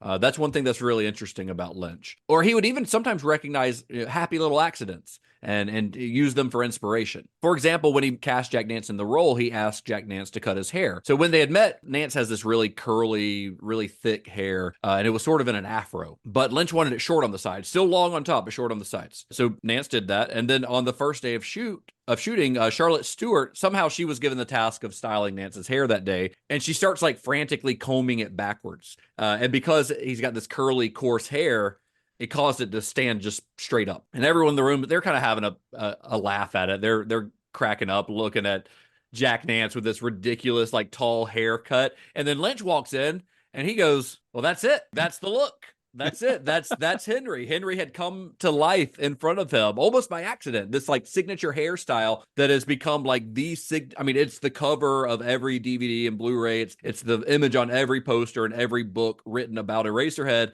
It's just Henry with that big ass dumb looking haircut. That was almost like an accident, because that was Lynch just seeing something, being inspired by it, and kind of feeling that it was the right decision for the movie and trusting his instinct on that. He talks about like it was something he would not have done on his own. Like, he also talks about too that they knew it was right because during that time and where they were, there wasn't weird hair. You know, like people had like weird stuff going on. There was long hair because of hippies, but not like not like mohawks and weird kind of hairstyles. But he said like when they would go out with Jack or like be moving around, like he'd have to sit in this middle in the back or something. He said if people saw him and his hair, like it drew a crowd to him, like people were interested in him. Yeah. And now one of the often repeated bits of trivia about Eraserhead is that as the shoot dragged on for years, Nance kept this ridiculous haircut the whole time. And now that's true. It is true. And while that is true, it's not as if he was like walking around. He didn't have it sticking straight up in the air like on days they weren't shooting, or they would go like a year without shooting. He wasn't walking around with it like that, but he kept it long on the top and short on the sides still. And that still kind of looked silly. You know, it didn't look as silly, but it still kind of looked weird. It was still an odd hairstyle, even when it wasn't styled. What's more impressive, though, I think, when we're talking about Jack Nance's kind of dedication to this years-long dedication to this role, I think what's more impressive is Nance's ability to maintain Henry's physicality over the course of the shoot. The way he's able to consistently portray Henry's kind of hangdog way of carrying himself, and to do so for nearly 5 years. Sometimes, like I said, with huge gaps between filming scenes. At one point, I think the biggest gap was about 1.5 years. They stopped shooting because they were out of money. And for Nance to be able to come back to the character 18 months later without missing a beat says a lot about not only his dedication, but his talent as well. There's one moment in the film that Lynch really likes to mention where Henry walks up to the door of his apartment, reaches for the doorknob, and then we cut to a shot from inside the apartment of the door opening and him walking through. And those two shots were filmed like 1.5 years apart. But in the movie, I mean, it is seamless because not only because they were able to maintain continuity, but because Jack Nance feels like he is making that entrance in one movement. And that's impressive. Absolutely. Yeah. Very impressive. Because had this not been in the notes, had you not said that, I have never guessed, because it is absolutely seamless. He keeps that very specific walking pace. And this kind of posture. I recall thinking during this is like, I hope this guy had a good chiropractor, because he's kind of hunched over. Yeah, he's just hunched over the whole time. But yeah, it's impressive. I think it also helped that Lynch would rehearse every scene over and over before shooting began, and he and Nance both were very, very specific about every single move that Henry made, like every step, like it had to be specific. Nance was really big on that as well. He wanted Henry to carry himself a certain way, so everything was thought out. Every scene was storyboarded. And a lot of big reason of that is because Lynch knew that they couldn't really afford to do numerous takes. In fact, there were very few repeated takes in the film. Almost most of this is like first take stuff. And the ones that they did repeat were usually because of faulty equipment. They just couldn't afford, because film is expensive and they couldn't afford to do it over and over and over again. He says that Jack Nance is like an all-time great, and that it was especially his ability to, they work out the details and Nance will hit his mark every single time perfectly. Yeah. Now, before we move on, I want to talk a little bit more about Jack Nance. Should just show a little appreciation for his performance here. I mean, a lot of Eraserhead plays like a silent film. You know, the dialogue's very sparse. Nance's performance is incredibly physical. There's not a ton, he doesn't express himself a lot through dialogue. The most dialogue in the film is at the beginning, at that dinner with the parents. That's the most dialogue in one scene in anywhere in this film. But a lot of this is just the way Nance carries himself. You know, like you feel his nervousness without him having to say it, without him having to verbalize it. The way he like twitches, the way he constantly peers back over his shoulder as if someone or something is always off screen following him. Like he's got this like anxiousness where he feels like he's just like nervous all the time. And I think when you watch this, I really picked up on this time, that so much of his performance is in his eyes. Like he has very expressive eyes. I can't watch this performance and not think of performers like those great silent performers like Charlie Chaplin or Buster Keaton, you know, who are able to say so much with just their face and especially with their eyes. Nance, you know, he had a pretty steady career as a character actor, but in my opinion, outside of his collaborations with Lynch, I don't think he ever really got the recognition that he deserved, because he would always play these little bit parts in almost everything. And the guy really is a fantastic actor. I mean, he's got some good meaty parts in later David Lynch stuff. No, he's never a leading man again, but I just really like the guy's screen presence. I think he's a real talent, and it's a shame that more directors didn't use him as well as David Lynch did. So by the spring of 1973, Lynch had run through all of the money that AFI had given him for the film, and he was told, AFI told him that he could keep using the school's equipment, but that you're not getting any more money. Like this is, you can keep shooting here, you keep using our equipment, but there's no more money coming to you. So lacking funds, the shoot ground to a halt for an entire year at this point. And during this time, Lynch was pretty distraught and he almost gave up on the film, but actually his casting crew convinced him to keep moving forward. They talked him into like continuing it. He was actually so desperate at one point that he even contemplated creating a little puppet Henry and just using stop motion to animate the rest of the unfilmed scenes in the film. I'd watch that. It'd be interesting. It's interesting. You choice. would have watched it because that's part of your job here. But whether or not we would be doing the series, who knows? That's true. Yeah, that's true.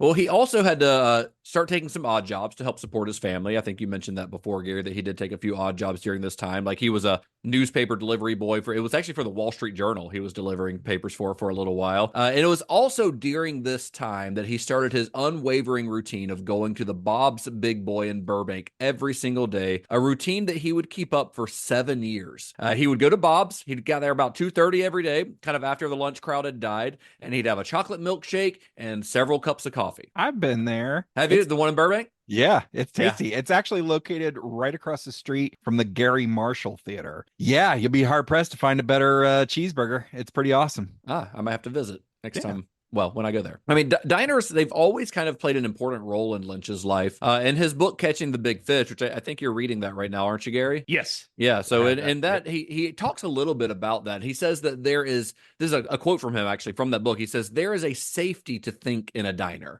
Diners would end up being regular gathering locations in his films and TV series for really his entire career. And he would spend these afternoons in Bob's Big Boy, kind of fueled by sugar and caffeine, just jotting down new ideas and napkins as they occurred to him. So he's able to just kind of like zone out, essentially, sipping coffee, drinking a milkshake, and as ideas come to him, he'd jot them down on the napkins there at Bob's. It was also during this period, this like 1 year period where they're not shooting, that Lynch embraced transcendental meditation on the suggestion from his sister Martha. Now, this technique, which is what Catching the Big Fish is really about, is about transcendental meditation, TM. This technique was pioneered by the Maharishi Mahesh Yogi, who was the guru to the Beatles, and it includes focusing on a mantra with your eyes closed for 20 minutes twice a day. Now, Lynch, when he was told about this, he was kind of skeptical at first, but very soon swore by it as a way to kind of block out the noise of life, letting the universe's ideas into your mind.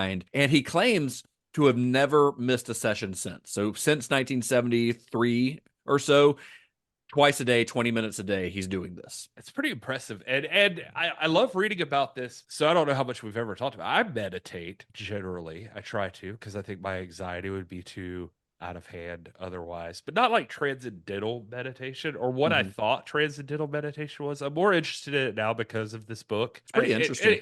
Yeah, it's interesting. I mean, the idea with meditation always for me was to sometimes like it was not so much like trying to be all like I don't want to go into like all spiritual stuff, but like sometimes it's just about like stopping for a second and just like listening to things around you.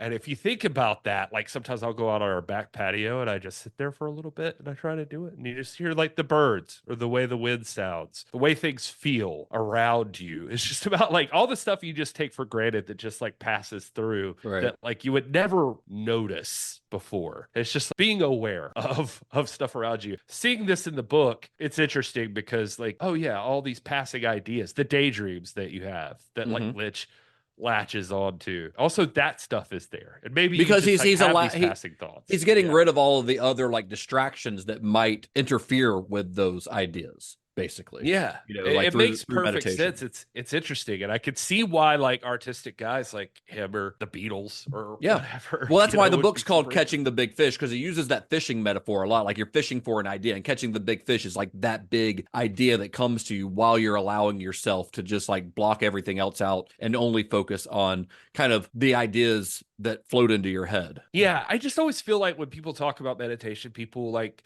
some people get hung up on the spiritual side of it, or some people get hung up on like, oh, we're gonna have like a sitar playing in the background, right? And it's gonna, you know, be whatever. But sometimes it's just about just like taking a second, calming down, and just like focusing on what's around you, being aware of everything. It's interesting that you can find that in different places. So like for him, it's neat that it's like diners. That's why it's important to him. Like in you'll see them, I guess, pop up in movies and stuff. It's just like diners are like a comfort place for him. Oh yeah, take that in.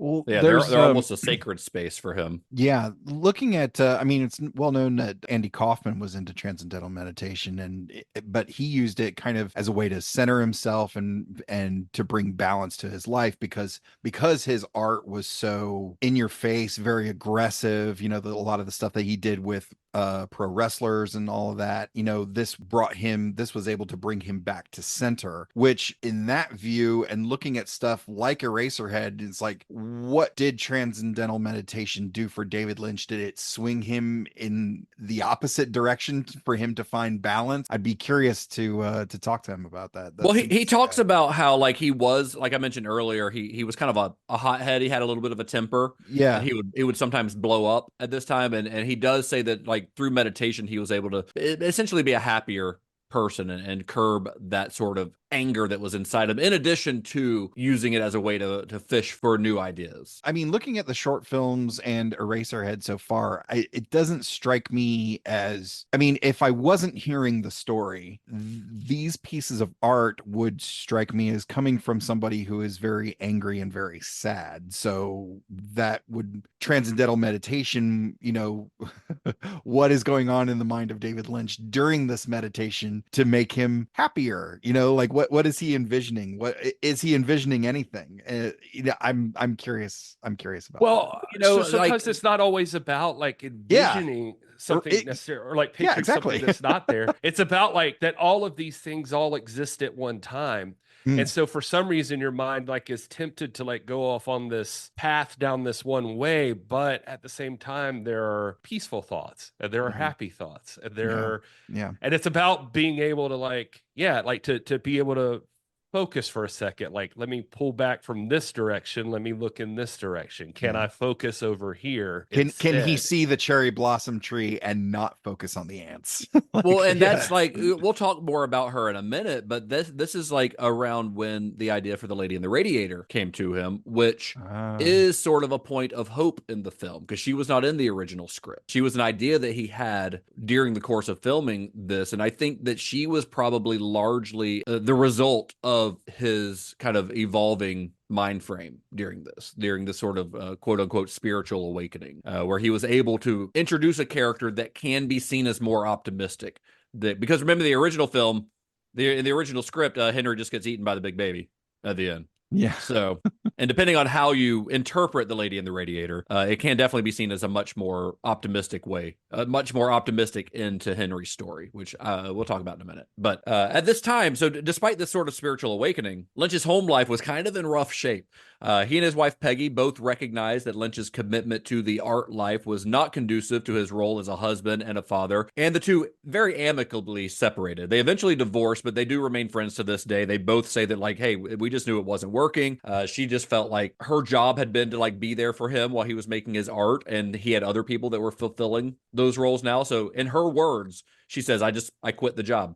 So they divorced. And for a time after their separation, because he had nowhere else to go at first, Lynch actually lived at AFI, where he would sleep in Henry's room, and he would have like the cast and crew padlock him in at night, because technically he wasn't supposed to be there. I mean, that was essentially, he was squatting illegally, so they would lock him in at night so nobody else, if they, a groundsman or somebody were going around checking doors, they wouldn't accidentally find him sleeping inside of the stables or the room where they were filming. So during one of these kind of extended breaks in filming, Frederick Elms, the cinematographer on Eraserhead, he was enlisted to help AFI shoot some tests for a couple of new stocks of black and white video that they wanted to use. And so he told Lynch about this. When Lynch found out, he kind of asked Helms if he could help out with it, and Helms agreed to it. So this test ended up being a little short film called The Amputee. So Lynch and Catherine Coulson, they stayed up all night writing the script, and the resulting short, which is it's like one scene. It's a single scene short. It features Coulson as a double amputee who's trying to write a letter while a nurse, who is played by Lynch himself,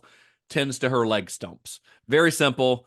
There's a voiceover with Catherine Coulson reading the letters that she's writing. So they shot this little short film twice on two different video stocks, actually, not film stocks, but video stocks. So there are actually two versions of The Amputee. They're on that Eraserhead Blu-ray that Criterion put out, or they're streaming on the Criterion channel. You can probably find them on YouTube, but there are two different ones. One's like 4 minutes and like 10 seconds long. The other one's closer to 5 minutes, but they're essentially the same thing, but they just look slightly different. Did either of y'all watch this weird little short films or these two little weird short films? I did, and I watched both of them. Yeah. It's what'd you think? The Amputee is hilarious. It's really funny. Is it?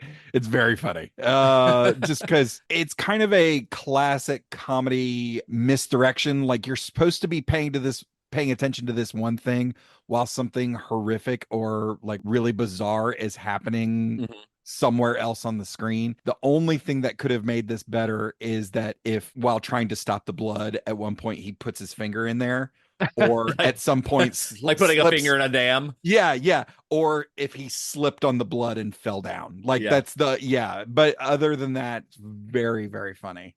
And that's funny you say that, because I think that is something that you're going to see in other David Lynch movies. Okay. That sort of, I mean, I think David Lynch is very funny. He has a very good sense of humor, and it's a little less apparent in Eraserhead than some of his other movies, although I do think Eraserhead's got some pretty funny stuff in it. It does. But there's a lot of humor in David Lynch's movies, which I think is something people don't think about or don't realize, especially if they haven't seen his movies. I mean, Twin Peaks is hilarious. Twin Peaks is a comedy at times. All right. So it's fun that you picked up on that. And you pick up this idea of, this absurd thing happening while some sort of grotesque thing is happening, because that's another thing that's sort of like not, it's not unusual to see that in other David Lynch works. How's that for a slice of fried gold? Hey, folks, real quick, if you've been listening to Cinema Shock for a while and you're one of the people who've been wanting to support the show, it's finally happening. We're giving you a way to do it. That's right. We have finally launched a supporter program where you can throw a few bucks our way to help support the show. And in return, we're going to be providing you with some bonus content. If you've missed segments of the show, like the further viewing and somebody needs a nap, well, you are in luck. We'll be releasing extended episodes that will be exclusive to our supporters, that will include those segments plus some other ones, mystery segments to come down the line as bonus content within the episode. And don't worry, our tiers start at only $3. That's like giving us each $1 or 100 pennies. In addition to those extended episodes, we'll also have exclusive video content, merchandise discounts, and more. Yeah, so just head to cinemashock.net, click on support, sign up now, and be excellent to each other. How's that for a slice of fried gold? So by this time in filming, their buddy Jack Fisk, remember Jack Fisk, his childhood best friend? he had become a successful production designer, and he had just worked on a movie called Badlands, which was the feature debut of Terrence Malick, who was another AFI alum who had actually been introduced to Fisk by David Lynch himself. And on the set of Badlands, Jack Fisk met his future wife, actress Sissy Spacek, who co-stars in Badlands with Martin Sheen. And you will actually, if you watch the credits at the end of Eraserhead, you'll see Sissy Spacek's name there in the credits, because when she and Fisk returned to LA, Fisk wanted to introduce her to his best friend David, who she had heard so much about. So they went and visited the set of Eraserhead, and even did some behind the scenes work. I think she holds the clapper in some scenes. Sissy Spacek does. So she worked there on the set for a little while. And not only that, but her and Fisk, they contributed money to the film when things got really tight. Like they would, Fisk was making all this money as a production designer when he was used to making like $100 a week. So he would sometimes sign his entire paycheck. He'd like take David Lynch down to the bank, sign his paycheck over to him so that he could keep making Eraserhead. Wow. And Sissy Spacek did the same thing. Like they gave a lot of their money to, I don't know how much. I don't think they've ever disclosed the exact amount, but they gave a significant amount of money to David Lynch to make this movie. I did do a double take when I saw her name in the credits. I was like, wait a minute, what? Yeah. She's in the thank yous at the end. Yeah. So weird. This is another example of that. Like, God, just people being so dedicated to like his vision here that like, yeah, Fisk worked 2 jobs and is gonna, and just one pay. He said he would just make him go to the bank with him, and then right there, just sign over one of the paychecks to David Lynch. Crazy, fucking Charles Manson motherfucker. Except without no murder, nobody dies that we know of. Well, Jack Fisk also appears in the film at the very beginning. He plays the man in the planet. That's what he's called. He's the guy who is shirtless and kind of covered in scabs at the beginning, who pulls the levers. And apparently those scabs were really hard to take off. Like they were painful and took him several days to get off afterwards. But he plays a pivotal role in the film, depending on, again, how you interpret what's going on in this movie. Yeah. So I do want to talk about this opening sequence a little bit, because this opening sequence, according to Lynch, is the key to the rest. That's his words, the key to the rest. And he says that nobody's ever really written about it, and nobody's ever really, I guess, figured out exactly what it means, this opening sequence.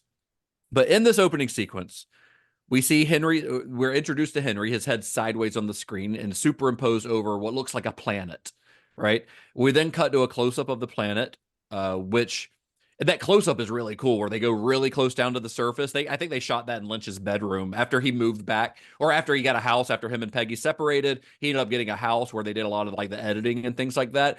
But him and Fred Elms set up like those planet shots in like Lynch's house and shot him there. It's a really cool shot. But they then zoom to a close-up of the planet, kind of goes into this little building, into a hole in the roof of the building, and there we meet Jack Fisk's character, who seems to be this sort of like godlike figure, maybe. He yanks back on a lever, which sort of sets the film in motion. And then we cut back to Henry. The man in the planet's looking out the window. Maybe he's looking at Henry out there with the planet. I don't know.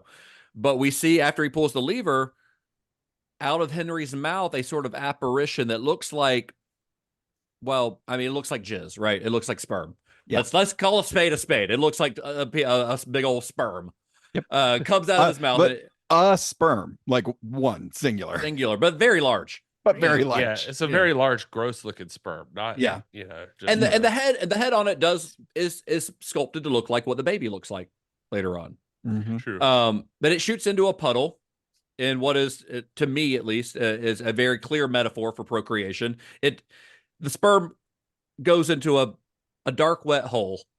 Is what happens. So that's like it. To me, that's a very clear metaphor. I'm sure other people have other interpretations, but that's what happens. So to me, like, I kind of see that as the conception of the baby that we'll meet a little bit later in the film. That's what that seems like to me.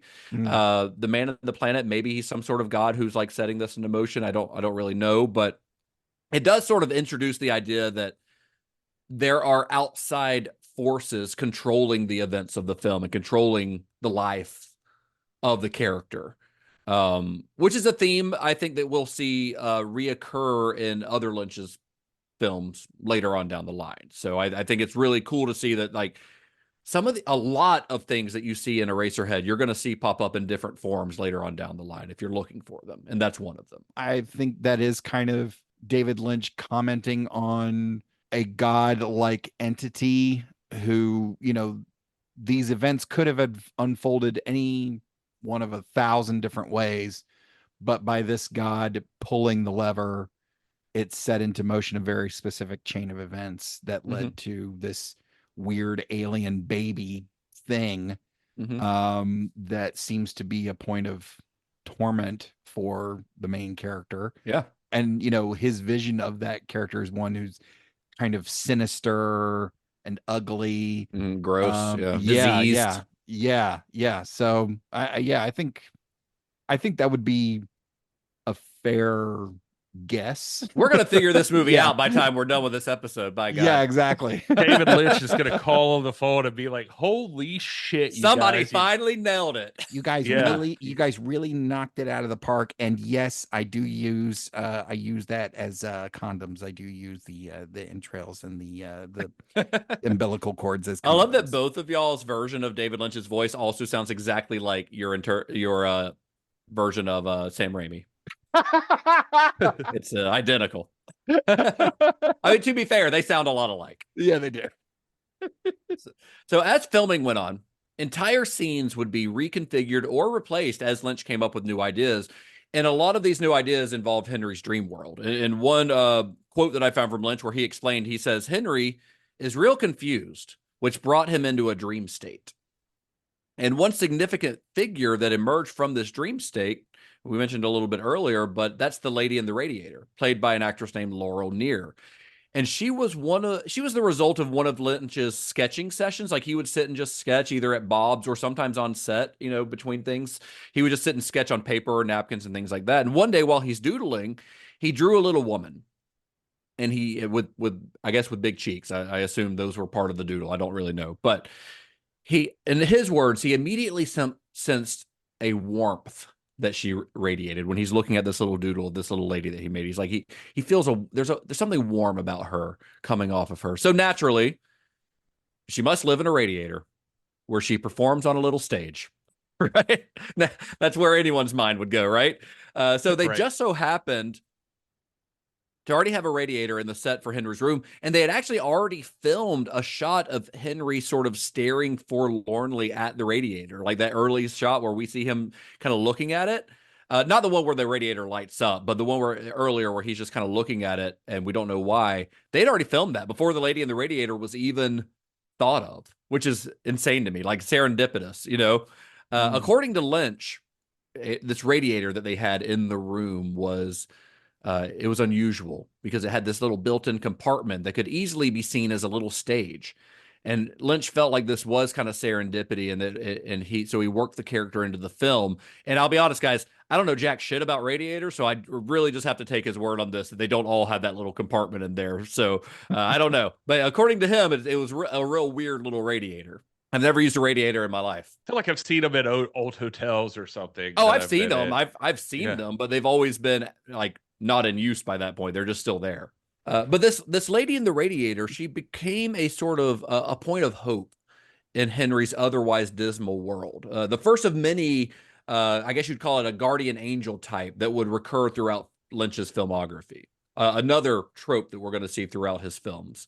In this film, she sings a little song called In Heaven. And Lynch himself wrote the lyrics to the song, while his friend Peter Ivers wrote the music and actually performed the vocals for the song.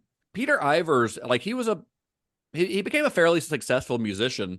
He was murdered, like in a still unsolved murder. Whoa. He was murdered. Yeah, I mean, there are some pretty solid theories about who might have done it, but nobody's ever been convicted of it. I don't know, that there was just never enough evidence or whatever. So if you want to really go down another rabbit hole related, at least somewhat related to Eraserhead, this is the second murder involved in somebody, because there was the one at the mansion, the murder-suicide at the mansion where they filmed Eraserhead, but also go look up Peter Ivers, like look up that story. It's pretty wild. Is this is this episode the beginning of our next show of like Hollywood homicide investigations? Right.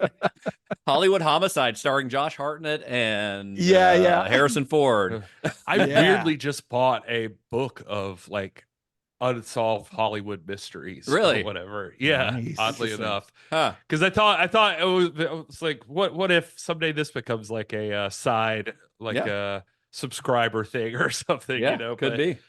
I will say he seems to fit this pretty well, besides the fact that that song's pretty catchy for the movie and it's become just as iconic, I think. Oh, yeah, But, it was covered by the Pixies. It was covered by, Susie. Is it Susie and the Banshees that covered it? Somebody else besides the Pixies covered it, like another big band, Bauhaus or Susie and the Banshees or some goth band.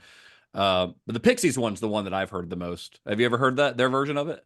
yeah, I was gonna say, I mean, it sounds like it should be a Pixie song. Like Yeah. it just feels right. But Yeah. he also has an album like Terminal Love that I remember reading in the like an article from The Guardian. It's like in their like 100 strangest albums of all time or something like Peter that. Ivers. Yeah, Peter Ivers.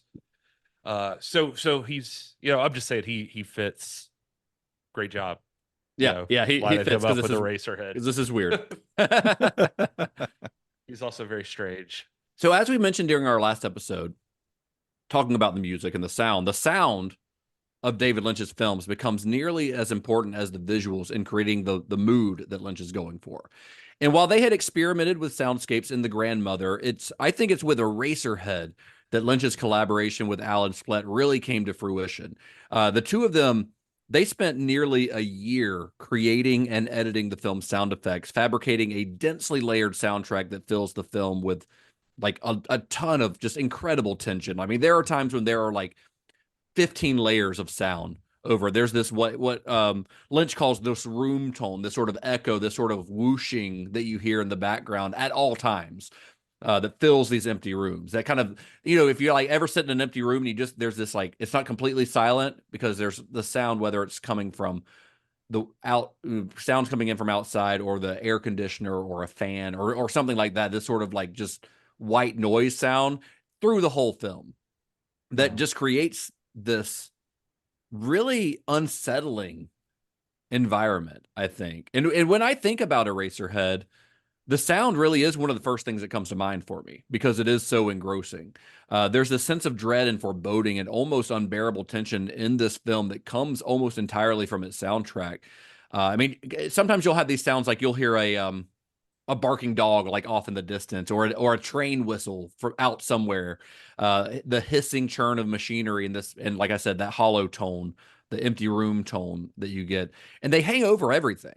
And I honestly I truly do think that the experience of watching Eraserhead, I think in that experience, the sound is just as important as the visuals. And the visuals are incredible. I think Fred Elms's cinematography and Herb Cardwell's cinematography is incredible.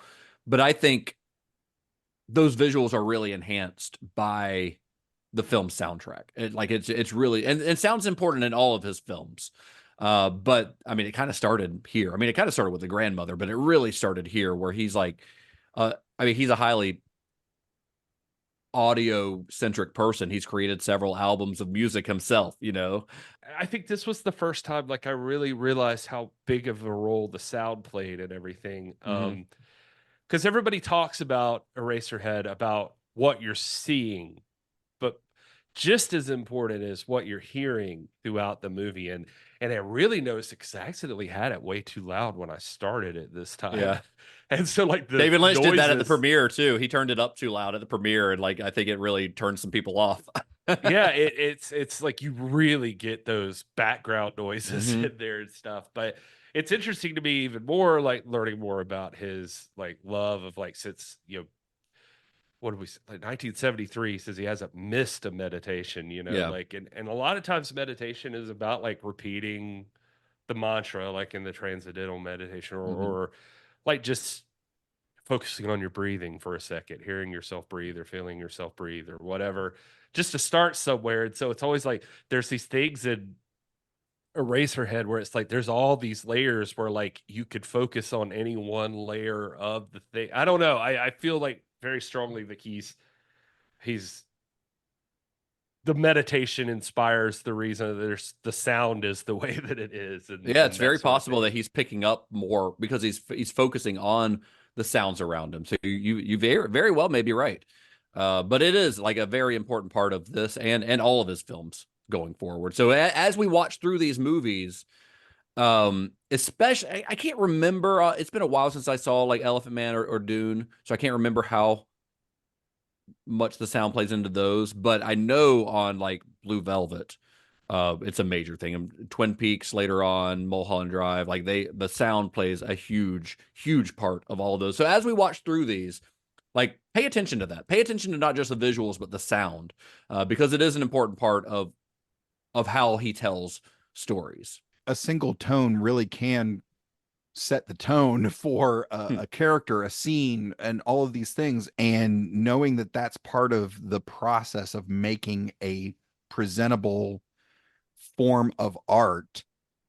Because, I for years would watch, different award shows, and then it would come to the sound category. And it's like, okay, well, I'm gonna go get a beer. But like, these are important things. Oh, they really do shape the tone. Anytime, if you're ever curious, or if you disagree, then here's my challenge to you. Take your favorite horror movie. Doesn't matter what it is, doesn't matter what era it's from. Put it in, start it up, and hit mute and just watch. And it totally changes the tone of everything that's happening on screen. Yeah, 100%. So, but the sound here, yeah, definitely. Like, I mean, it adds to the uncomfortableness of the whole thing. Like, I think you're just absolutely kind of in a weird spot just from the beginning of the movie, just because Yeah. it just feels like something is, I don't know, anxious or annoying or something. Yeah. Well, by the time Eraserhead was nearing completion, Lynch's personal life had taken another turn. He began dating Mary Fisk, who was the sister of Jack Fisk, and she was obviously a lifelong friend. He'd known them as a kid. She had recently moved to the West Coast and became reacquainted with David, and she had kind of had a crush on him as a kid. She was a couple years younger. But the two ended up getting married not long after this film was completed. And Mary was a firm believer in Lynch's vision for Eraserhead. She even convinced a family friend to invest $10,000 in the film, which proved to be indispensable in helping Lynch get the movie to the finish line.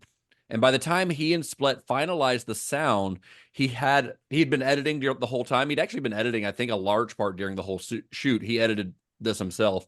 And by the time that they finalized the sound, they spent that year working on the sound. He had a finished cut of the film. So once the film was in the can, he invited his cast and crew to a restaurant nearby, and he told them that they were going to be among the film's beneficiaries who'd be receiving a percentage of any profits that the film ever made in the future. He wrote all these little terms of agreement on napkins. I don't think this was at Bob's. I think this was at the Hamburger Hamlet, which is another one of his frequent places. But so he wrote these agreements on napkins that they would get a percentage of the profits, and he stuck to his word. A few years later, after the movie became a hit, they got residual checks in the mail, and everyone involved in the creation of Eraserhead still makes money off of it to this day. Oh, that's awesome. They all own a percentage of it. Yeah, because he wasn't able to pay them, but he appreciated their dedication to sticking with him through this whole thing. Nice. The first official screening for Eraserhead was held at AFI with an audience that consisted mostly of the cast and crew and a few of their friends. And when the film ended, everyone was left like pretty puzzled. Nobody quite knew what to make of this odd little film that they had spent like nearly half a decade working on. And this turned out to be kind of a typical reaction among those early audiences. Lynch tried unsuccessfully to get the film into both the Cannes Film Festival and the New York Film Festival. Wasn't able to do it. And feeling dejected, he almost didn't submit it to the Los Angeles International Film Exposition, otherwise known as FilmX. But Mary Fisk, his wife, she talked him into it. He went to them and he's like, you guys, like, I've already been rejected by Cannes and New York. Like, I don't, and the guys at FilmX were like, don't, like, let us watch it. We're our own people. We are not Cannes. We are not New York. We're our own people. Let us watch it and decide for ourselves if we want to show it at our film festival. And they did. They liked it enough to show it, and they accepted it. And it was there in Los Angeles that Eraserhead had its official premiere, world premiere, on March 19th, 1977. A premiere that resulted in what Jack Nance described as a stunned silence at the end. So he did say they started clapping afterwards, but it took a minute for everyone to like get out of like this trance that the movie put them in. They just didn't know what to make of it. And initial reviews of the film were pretty negative, including a particularly nasty one from Variety, who called it, quote, a sickening bad taste exercise, which may explain why not long after this, John Waters started championing the film. Yeah, so a lot of times, a lot of the reviews when the movie first came out were, generally, at first, they were generally pretty negative. The New York Times, Tom Buckley was the film critic at the time. He called it a murkily pretentious shocker. That was his blurb for it. But despite the icy reception that the film got from critics upon its original release, there were folks who saw it and recognized its potential. And one of those people was Ben Barinholtz, who requested a copy of the film based on a recommendation from a friend who had seen it at that Los Angeles premiere. Now, we've talked about Ben Barinholtz here on the show before. For those who are new to the show or maybe might just need a refresher, Ben Barinholtz is basically the father of the midnight movie. As the owner of the Elgin Theater in Manhattan, Barinholtz became known for his bold programming, where he exhibited films by the likes of Kenneth Anger and Andy Warhol, and it was Barinholtz who first saw the potential in Alejandro Jodorowsky's El Topo and began to screen the film at the Elgin, turning it into the first midnight movie sensation of the 1970s. And likewise, it was Barinholtz who booked Pink Flamingos at the Elgin for a run of midnight screenings that lasted for nearly a year. And when he saw Eraserhead, he recognized its potential to be an underground hit. It was exactly the kind of indefinable after dark experience that he was looking for. He was looking for another midnight movie hit. So, backtrack just a little bit. After that FilmX screening in Los Angeles where the movie premiered, Lynch realized watching it that his movie was a little bit too long. It was an hour and 50 minutes long at the time. And he set about trimming about 20 minutes out of the film. Unfortunately, those deleted scenes are gone. I think he cut the composite print. So like the original, like those scenes are just they do not exist anymore, unfortunately. There are some stills from a couple of the scenes. Like there's one of these women tied to a bed that are getting electrocuted. I think one of them might have been Catherine Coulson, right? Yeah, I was gonna say in the conversation with Catherine Coulson, she talks about they had a scene where she was tied to a bed and they were gonna use like jumper cables or something like right, that. Yeah. But it had been cut out. And he was like, he said in that discussion, he says that he does have that one. Yeah, he says he or has at least it. part of it. At least part of it. But there are others that are just lost to history, unfortunately. But anyway, he cut 20 minutes from the film, and it was this tighter 90-minute version that Ben Barinholtz first screened at the Cinema Village in Manhattan. In fact, David Lynch went to New York, and he was like staying with Ben Barinholtz at Ben Barinholtz's apartment when he made this edit. So he edited it there. So Ben Barinholtz, he premieres it at the Cinema Village, which is the theater that he's working with at this time. And he did so with little to no marketing, just a tagline written by Lynch himself, by the way, describing the film as, quote, a dream of dark and troubling things. And he explained to Lynch, he's like, hey, we're not really going to make a lot of money off of this at first, but give me a little bit of time and we will have lines around the block. He kind of recognized Ben Barinholtz. You got to admire this guy's kind of marketing genius. He recognized Eraserhead as he called it a film of the future. He decided that the timing of the release would have to be much slower than usual. And this is really interesting because I was listening to a podcast this week about Lew Wasserman, who was the head of Universal for a while when Jaws came out. And they made a similar decision on Jaws where they knew Jaws was going to be a hit, or they assumed it was going to be a hit, but they decided to, it was originally going to release on like 700 screens, and they decided to initially release it on like 300 screens because they said they're like, the best marketing a movie can have is a line and people wanting to see it. So they're creating demand, essentially. And they did that with Jaws. They opened it on like 300 screens at first, and every show was selling out, and then they gradually opened it more. So they kind of did that on this. To Ben Barinholtz, this was not like a 1977 movie, if that, for lack of better explanation, I guess.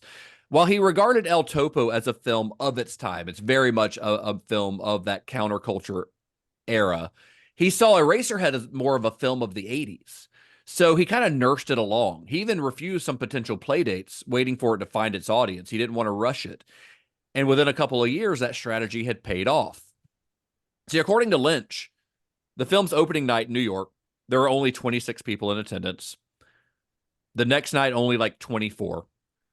But Ben Barinholtz was confident in his own gut feeling about the film, and he kept it running at the Cinema Village as a midnight attraction week after week after week, despite the fact that there weren't a lot of audiences at first. This wasn't like a phenomenon like some of these other midnight movies we've talked about, like where it was more immediate. Like this took time. But before long, the film did find its audience. And like many of the other films that Barinholtz championed, it became a big success on the midnight circuit. And it ran at the Cinema Village there for nearly a year, left for a while, and then it reappeared at the Waverly.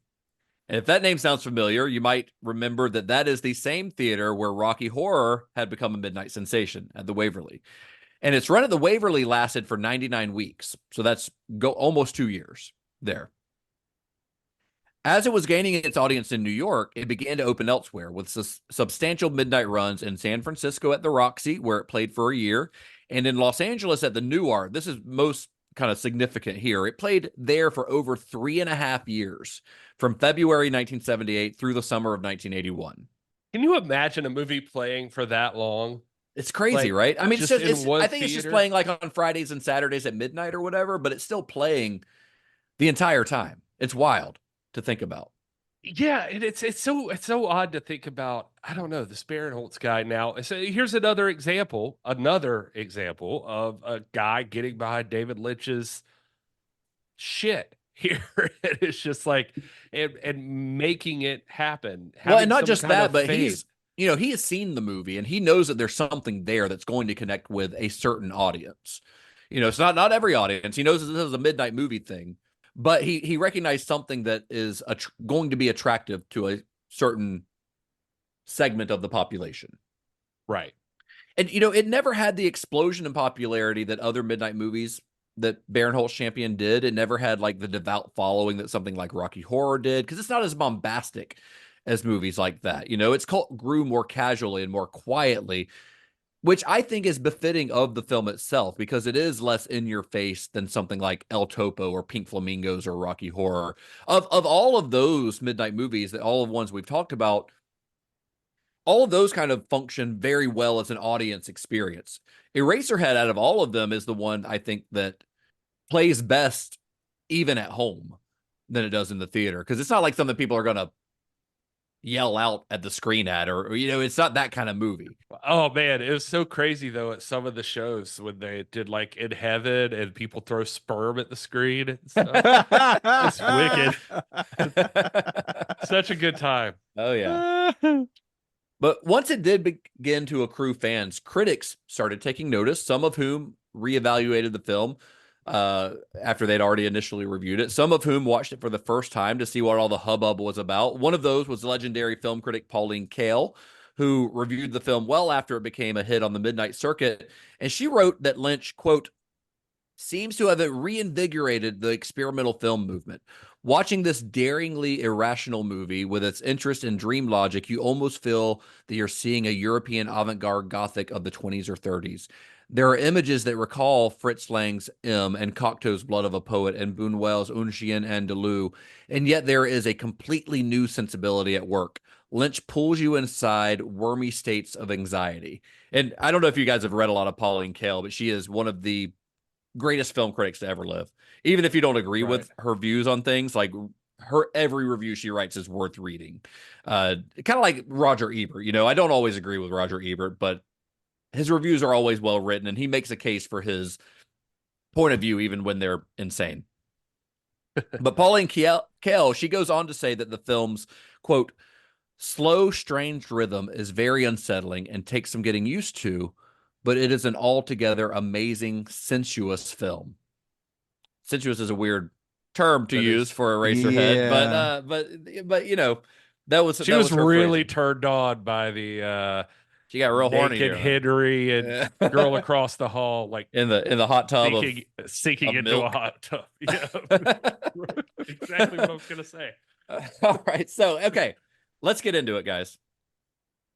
Let's get into our thoughts. I mean, we've already talked about our thoughts on this, but let's really dig into it. And Todd, I want to talk to you first because I know this was your first time watching Eraserhead. I know Gary's seen it several times. Yeah. And I'm very curious as to your thoughts on it as a Lynch novice. And in a minute, I want to get your take on what you think the movie means. Okay. But first, I'm curious, just as your reaction to it as a viewing experience, like what as a movie, just without digging into the subliminal meaning and the symbolism and all that, just as a movie viewing experience, what did you think of Eraserhead? I fucking love how buttoned up he got right there. Like as you're doing that, like he fucking organized the mic. He's been slouching the whole time, and he's like, "I'm just gonna. All right, let's go. Right. Let's fucking go. Let's fucking do this, Eraserhead. All right, crack my knuckles, and here we go. All right. I personally classify Eraserhead for me as a movie that I'm glad I saw it. I never need to see this again. Man, I watched it twice this week. I fall asleep to this movie. This is like white noise comfort movie for me. Oh boy. I do all the time. Yeah. I don't get that myself. I nothing about this movie makes me think like I want to fall asleep to this. But yeah. Anyway. I'm built different. Yeah, yeah. So as I mentioned earlier, my wife started watching it with me and made it through the first few minutes. I had to take a work call. So after the film was done, before we went to bed, she was like, "So how was the rest of the movie?" And I started trying to give her the bullet points of what happened, of what I saw. And I realized as I was talking, I sounded like Stefan from Saturday Night Live describing a New York nightclub. This movie has everything: industrial noise, exposed pipes, an old lady tossing another old lady's salad with the help of the other old lady, and not in a fun way, a dinner scene with chickens that squirt goo, and a baby that looks like E.T. if he lived in a toxic waste dump. Wow. That's all I got, fellas. I mean, that's you just describing the plot, though. Like, what I want to know how you feel like about it as a film. You know, I don't need a plot synopsis. It's, oh boy. Here's another thought that I had. Seeing this for the first time as a 40-year-old, I'm almost certain would be different had I seen this as a 20-year-old. I don't feel like I got anything out of it, but I feel like a younger point of view, maybe I'm showing my age in that clearly this isn't for me, but I can see someone latching on to a very abstract, where we've described David Lynch's artwork as abstract. I don't know that you could classify it as anything other than abstract, but you know, latching on to an abstract presentation of thoughts, feelings, emotions, and maybe even a loose chain of events from the filmmaker's life, and really gravitating towards that. The only way you could get me to watch this movie again is if you set it to a very weird soundtrack, something like watching The Wizard of Oz with Pink Floyd, but for Eraserhead. But then you lose all of that incredible sound design in the film. Or do you get a brand new experience altogether? So, you know, it's not for me. I'm really trying hard not to yuck somebody's yum, but like I said, it's not for me. I've seen it. I've seen it. I'm glad I've seen it. Now I don't have to wonder. But I don't ever need to see this ever again. And it's not this isn't the first film I've felt this way about, but it's the first film I've watched in a long time that has made me feel this way. Good. So. Todd hated it. All right, cool. Gary, how about you? I know. I mean, I know you like the film at least. I don't know to an extent because you've watched this a few times. We talked about it before. That's actually, you just summarized my feelings of it. That's I like this film to an extent. It's like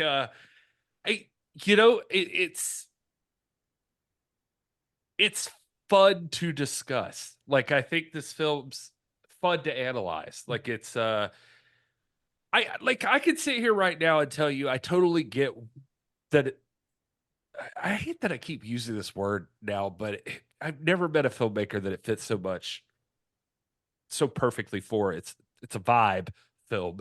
Like it is. No, I mean, it is. Yeah, and so I can tell you with certainty right now, I know this is not my favorite David Lynch film. I can tell you now that, like, I love Mulholland Drive more than I love Eraserhead. Like, I just like that vibe more. But those are also, by the way, the two that I have seen the most times. So I just know that right now, out of the two that I can tell you the most about right this very second, it's not my favorite one. Well, I mean, I like Mulholland Drive is my favorite David Lynch movie. You know, but Eraserhead might be number 2.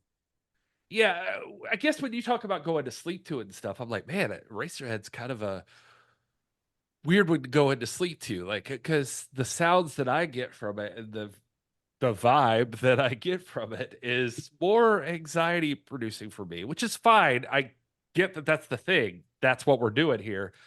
But also, that's not, to me, like, I'm like, that's not a sleepy time feeling. Right. But you're built different. So there you go. The movie is complicated to me because I do like it. Like, I appreciate it, I think is more what I should say. I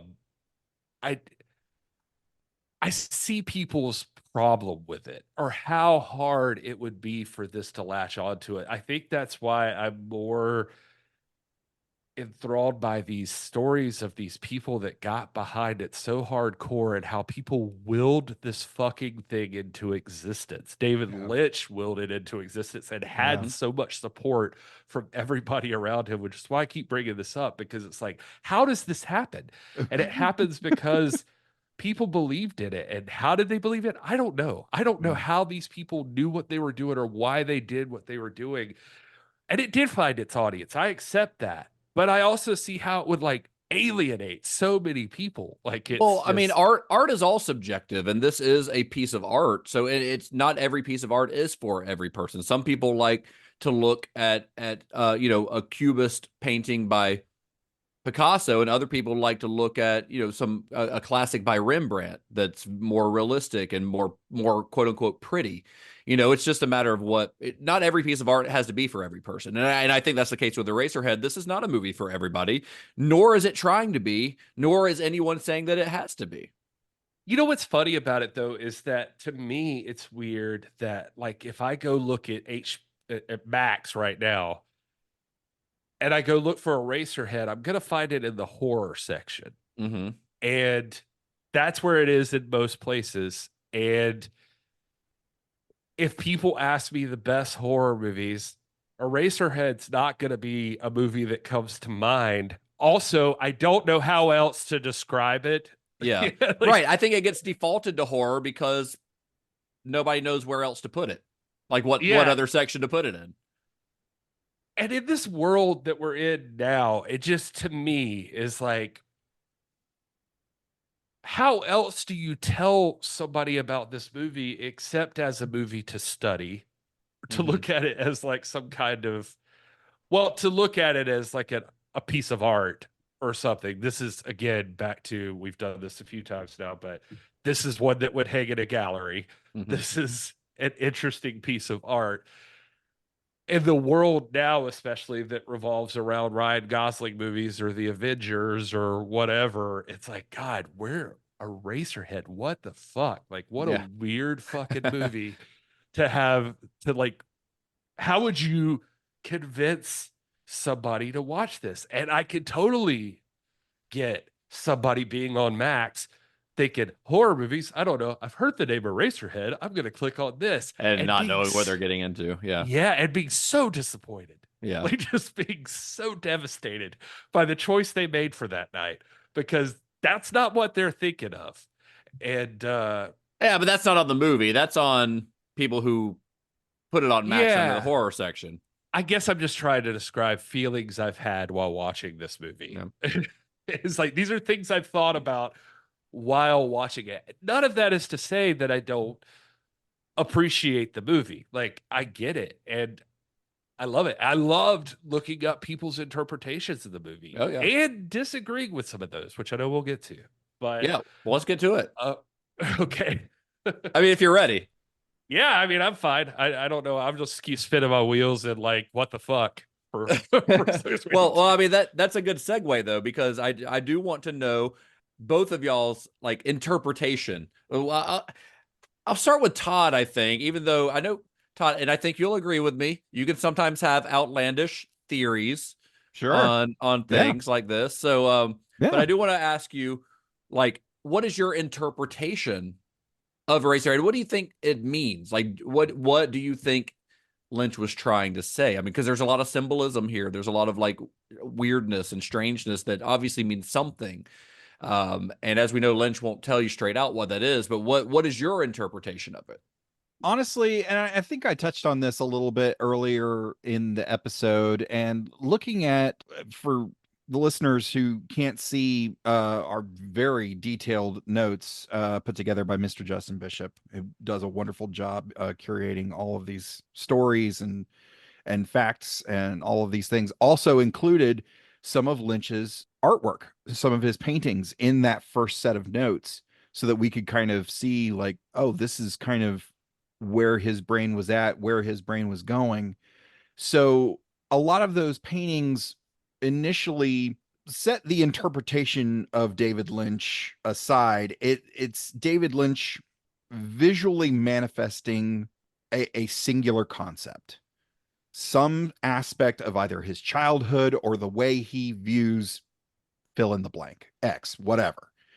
So looking at Eraserhead, I feel like this was him expressing his thoughts on married life, fatherhood, which are, you know, those concepts aren't new to film, but this presentation was new. And I think this is him exploring, hey, so there's this idea of fatherhood. It scares the crap out of me. If David Lynch were to make Eraserhead today, I bet it would look nothing like what we've gotten, or nothing like the original, because he's grown, he's matured, he's probably had more life experiences. So this is a very specific slice of David Lynch's life and experiences and thoughts and feelings on film. It is a very private journal entry that just happens to be played in theaters. But yeah, did I answer your question? Sort of. Okay. I mean, if that's your interpretation of it. Yeah. It's hard to, with something with this unique, it's hard to interpret it as anything other than very specific to the filmmaker. So I think Todd's right that some of the imagery is specific to David Lynch. Like last night, legitimately, this is a true story. Last night, I had a dream of walking through a swamp and alligators were all around, and like alligators kept trying to like their noses were like floating just above the water, like you see on the things, and they kept like jumping up to like grab me, and I was like trying to like move. And this morning I woke up and I spent some time before my day went into chaos thinking about like, what does that mean? And then I also related to like, maybe my day going into chaos is some of what that was already feeling like was going to happen anyway. Yeah, you woke up in that state. Yeah, I was thinking about that. And I was thinking about, sometimes I've had dreams of melting, which is super fucking weird. And sometimes I've looked at motherboards from computers and thought about how much like a city they look like and like where all the cars would be going and what all the buildings are. That's fucking weird too, right? But I feel like that's what David Lynch is doing, but he's just not afraid to put all that on the screen. Yeah. To try to express something he's thinking about, like the radiator with the lady inside of it singing to him, and just the different things that give him anxiety. So on one hand, I think some of the imagery is probably specific to David Lynch. It's shit that happened in his brain that he put on screen. I don't think that the emotion or the driving force behind the movie is specific to David Lynch. I think that he is expressing something that is human, that he is trying to express a feeling that we all could have.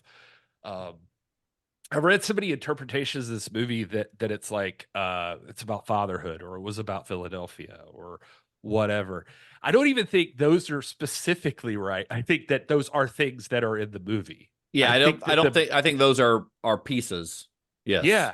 I think he has a lot of different things in this movie. I think if anything, you can almost say like this movie is just about being an adult or being a person living, having to deal with responsibilities and And so it's like being in a place you're scared of, potentially being a father or work responsibilities or whatever. Like it's about anxiety in general that just is part of, like, it's just part of the human condition.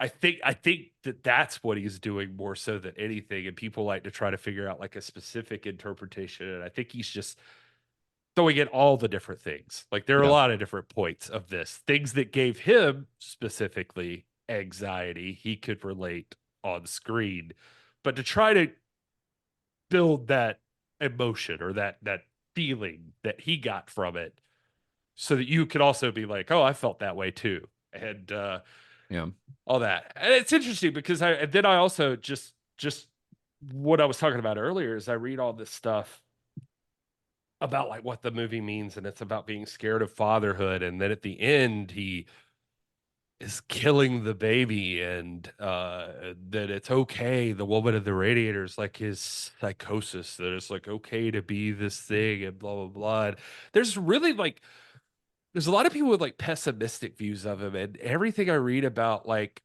David Lynch, I don't think that that's what he's doing at all. I think it's also about like I don't think that the baby is necessarily his baby. Like I think it's not like an actual like human physical baby thing. Like it's like the fear of having the baby, and like it's opening it up and examining it, and it's like, and the lady of the thing is like, it's okay, like everything's like even the droning of the radiator and like focusing on something, I have started to believe that could connect to his meditation, and like that's and like just trying to find a peacefulness in something, like focusing in a certain place and embracing. And she's like killing the little spermy things, but that could also be like just killing the fear of those things, and like just embracing, realizing when his head fucking falls off. I don't know. See, I don't want to, I mean, we don't have to go down this whole rabbit hole, but like even when his head falls off and like it's the head of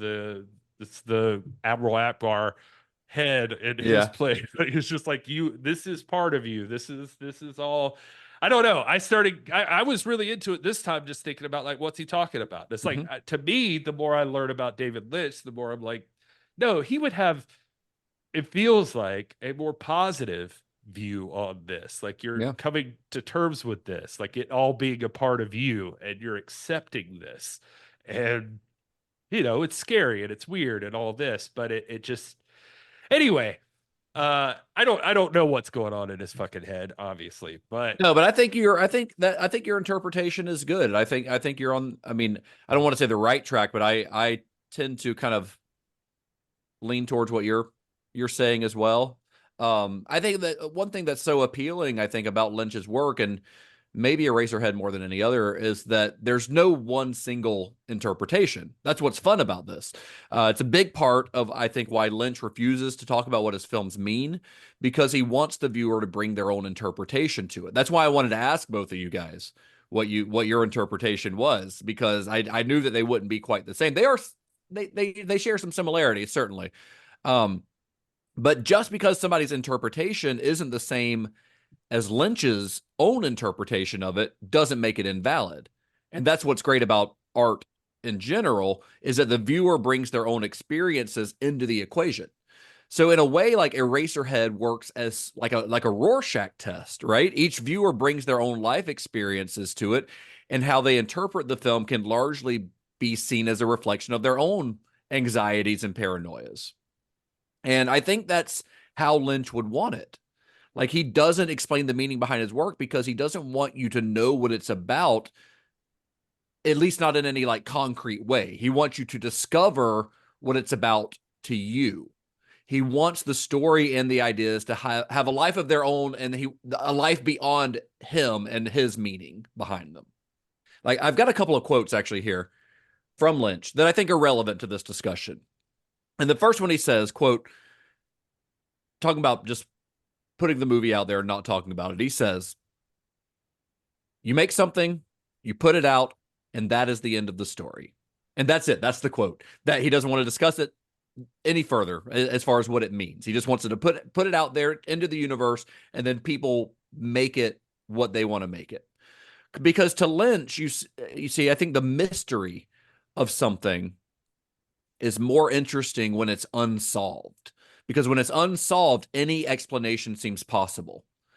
And that's why Twin Peaks, I think, suffers at the point where he was forced to reveal the identity of Laura Palmer's killer, which we're not going to spoil anything here because I know you guys, or I know Todd hasn't seen it, and some of our listeners may not have seen it. But there's a point in Twin Peaks where the network made him reveal the mystery.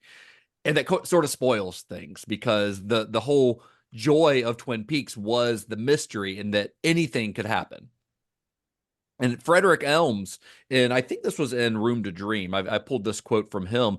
He was discussing this aspect of Lynch, and he says, part of what makes David's films unique is that they are mysteries that he is trying to solve. So he's almost like psychoanalyzing himself, and he's just putting it all out there, like you said. Just putting it all out like it's a journal, like you said, Todd, but he's putting it on film, and he's like, I don't even know what the fuck this means, but I'm putting it out there because it means something. Now, and the other quote I pulled from Lynch, he says, "I love people analyzing my work, but they don't need me to help them out. That's the beautiful thing, to figure things out as a detective.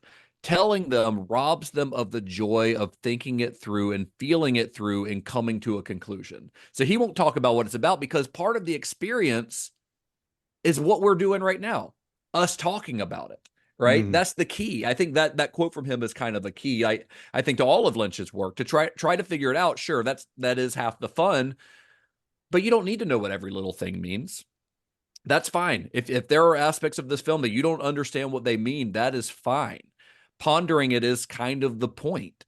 Lynch's work is purely subjective, I think, to the person watching it, and is, in fact, I think you could say that his work is incomplete until it engages with its audience. And because at that point, once it engages with the audience, it becomes a million things at once.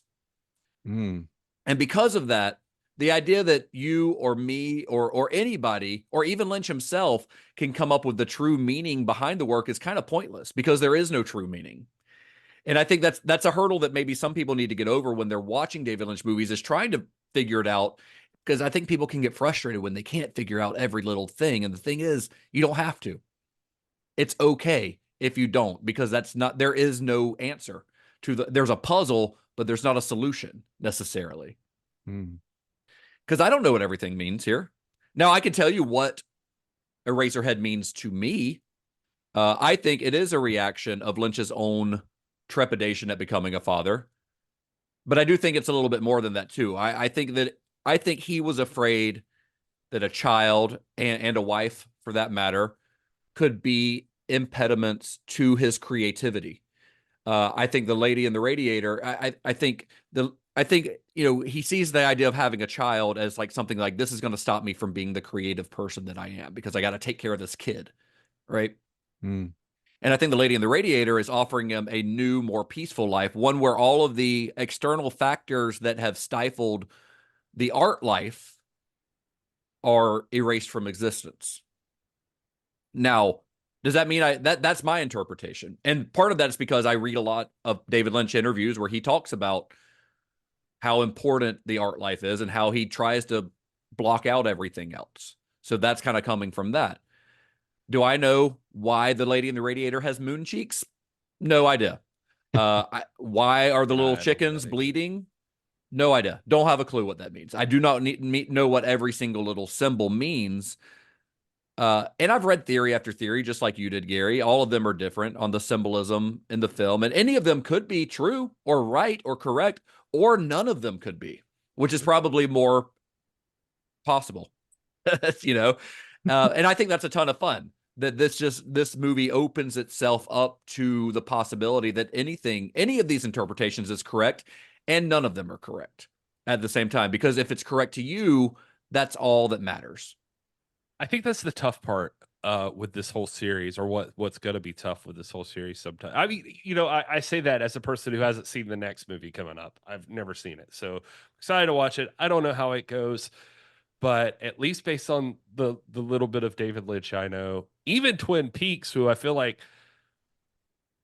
that has a narrative that's easier to follow. Yeah, the thing with Twin Peaks is that he's got a collaborator on that, and Mark Frost, which we'll talk about when we get to Twin Peaks. But Mark Frost is really good at structure and storytelling, and he's really good at being able to take all the weird ideas that David Lynch has and attach them to a structure.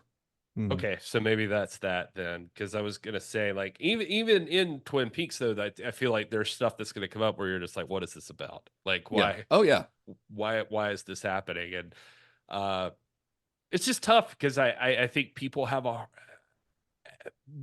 maybe I'm wrong. Maybe I don't understand all of society right now, but it feels like to me the world, like especially in like internet culture and the way things go, like things are more fast paced, things are memed generally, and all of that. To like take time and like have to think about something is, I mean, even for me when I was born, like we were losing some of that as we went along. It's hard to take something like, I can't believe I would do this, but like the Mona Lisa, and like you want to look at that thing and you want to be like, who was that? Who is that person? Yeah. And there's people now that have like tried to like dissect that and figure it out, and like the science behind it, and blah blah blah. But also, it's like maybe Leonardo da Vinci just had somebody in his head and he drew it. Drew a pretty lady. Yeah. Yeah. It's just like, and why was that thought in his brain? What was he thinking about when he drew that? Like, what, like it's harder to let yourself do that. Right. And how does it make you feel when you look at the painting? But I will say, just the earlier stuff we did helped me to accept that more about David Lynch, knowing where his background is, his painting, his art, and all of that stuff. So now that I can look at his movies and be like, all right, well, this guy didn't start as a filmmaker. He started as an artist, and this is what he does. Yeah, exactly. So before we wrap up, guys, do you have any final thoughts on Eraserhead? I wish she would have actually erased something with his hair. Like, yeah, it would be nice. Like he was just like if he was on the end of a giant pencil instead of his head getting turned into an eraser. Yeah. I also thought of the sperm creatures as very, for some reason, Nightmare on Elm Street kept coming to mind. Yeah, like all those Freddy worms. Yeah. Well, how does this movie, watching it, prepare you for the films that we have coming up? Or I guess Todd, since as a Lynch novice, how does this make you more excited or more intimidated to continue on this journey? I honestly feel more excited because, I mean, looking at Lynch's earlier paintings and then his later work and then getting into his short films and then Eraserhead, you are seeing him progress as an artist. So I think as he goes along and has right now I still feel like he's telling very personal stories, but once he starts getting into more fables, stories that can be consumed on a wider scale, maybe not necessarily super mainstream, but with more relatability, I feel like his skill as a filmmaker is just going to increase. So I'm interested to see where that goes. Well, I think Eraserhead, I think this acts as a sort of like Rosetta Stone for Lynch's filmography. Because as we watch through these films, you will begin, I've mentioned a couple, but you'll begin to notice motifs and images and ideas that are shared between them. The buzzing of electricity, that's a big one. That's in a lot of his stuff. I mean, you see it here a couple of times, like when the light pops out in the parents, the in-laws' house and things like that. Crackling gramophones, zigzag carpeting, even piles of dirt are all recurring motifs in Lynch's work. And even one that I thought about this time that I hadn't really thought about before, but the idea of a songstress or a siren, a la the Lady in the Radiator. You'll see that again in Blue Velvet, Twin Peaks, Mulholland Drive. Like singers are a thing throughout his filmography.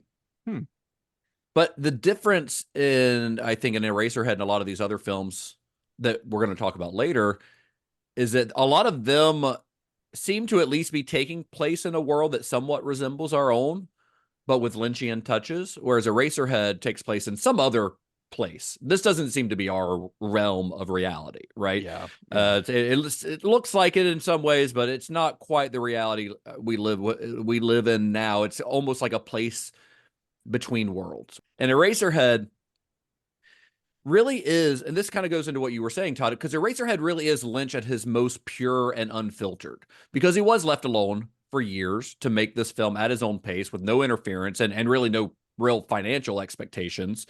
And all of his other films would have studio oversight or movie stars with their own egos and their own agendas or a myriad of other factors that may have, to a point, not for the most part, not largely, but diluted his vision a little bit, but none of that's here in Eraserhead. Like, this is pure David Lynch, and it's probably why to this day Lynch himself considers Eraserhead to be a perfect film, and I think this is the only film of his that he's said that about. Now, it is admittedly his crudest and most unapologetically deranged film, so know that going forward, that this is literally as weird as it gets, at least until maybe Inland Empire.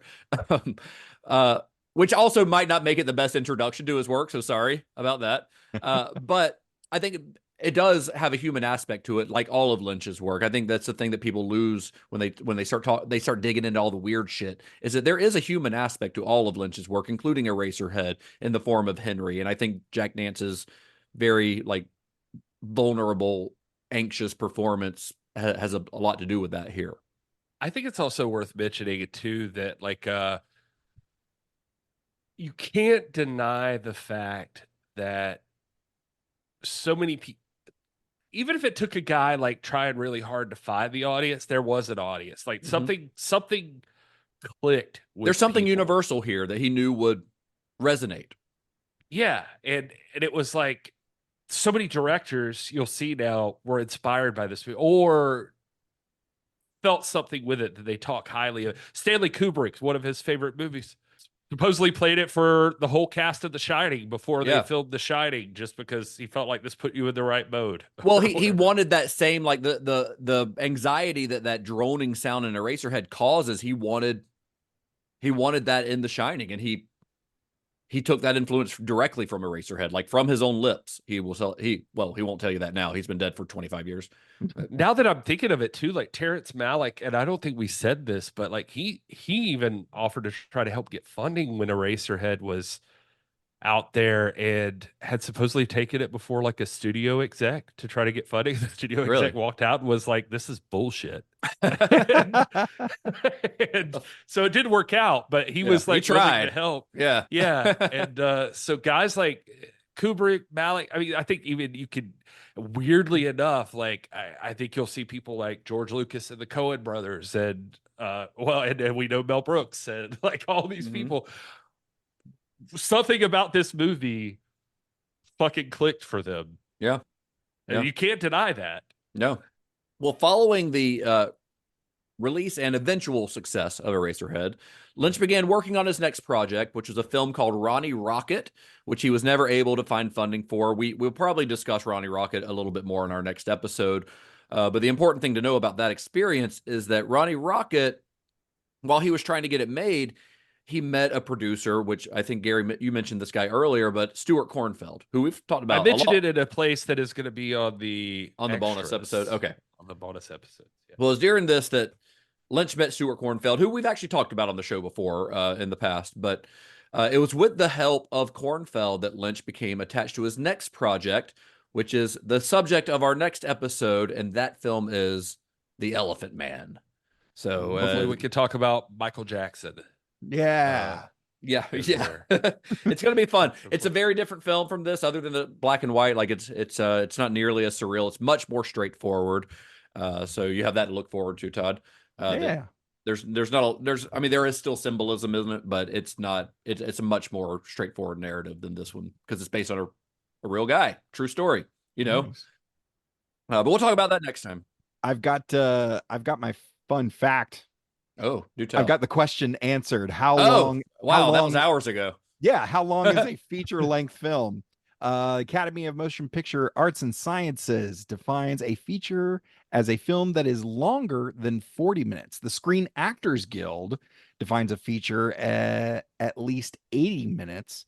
AFI and the British Film Institute both define the feature at longer than 40 minutes. And then Centre National de la Cinématographie in France defines a feature longer than 58 minutes and 29 seconds. So that's very specific. Yeah. Once again, there are several answers, all of them correct and none of them correct. Right. Yeah, I think based on that, it's like, okay, if it's over an hour, it's a feature film, right? Yeah, I mean, that's where I'm going. That's my interpretation. Yeah. Somewhere between 40 and 80, at least in this country. Yeah. Somewhere around. All right. Well, that wraps up Eraserhead. We'll be back in a couple of weeks for The Elephant Man. In the meantime, where can you gentlemen be found on the internet?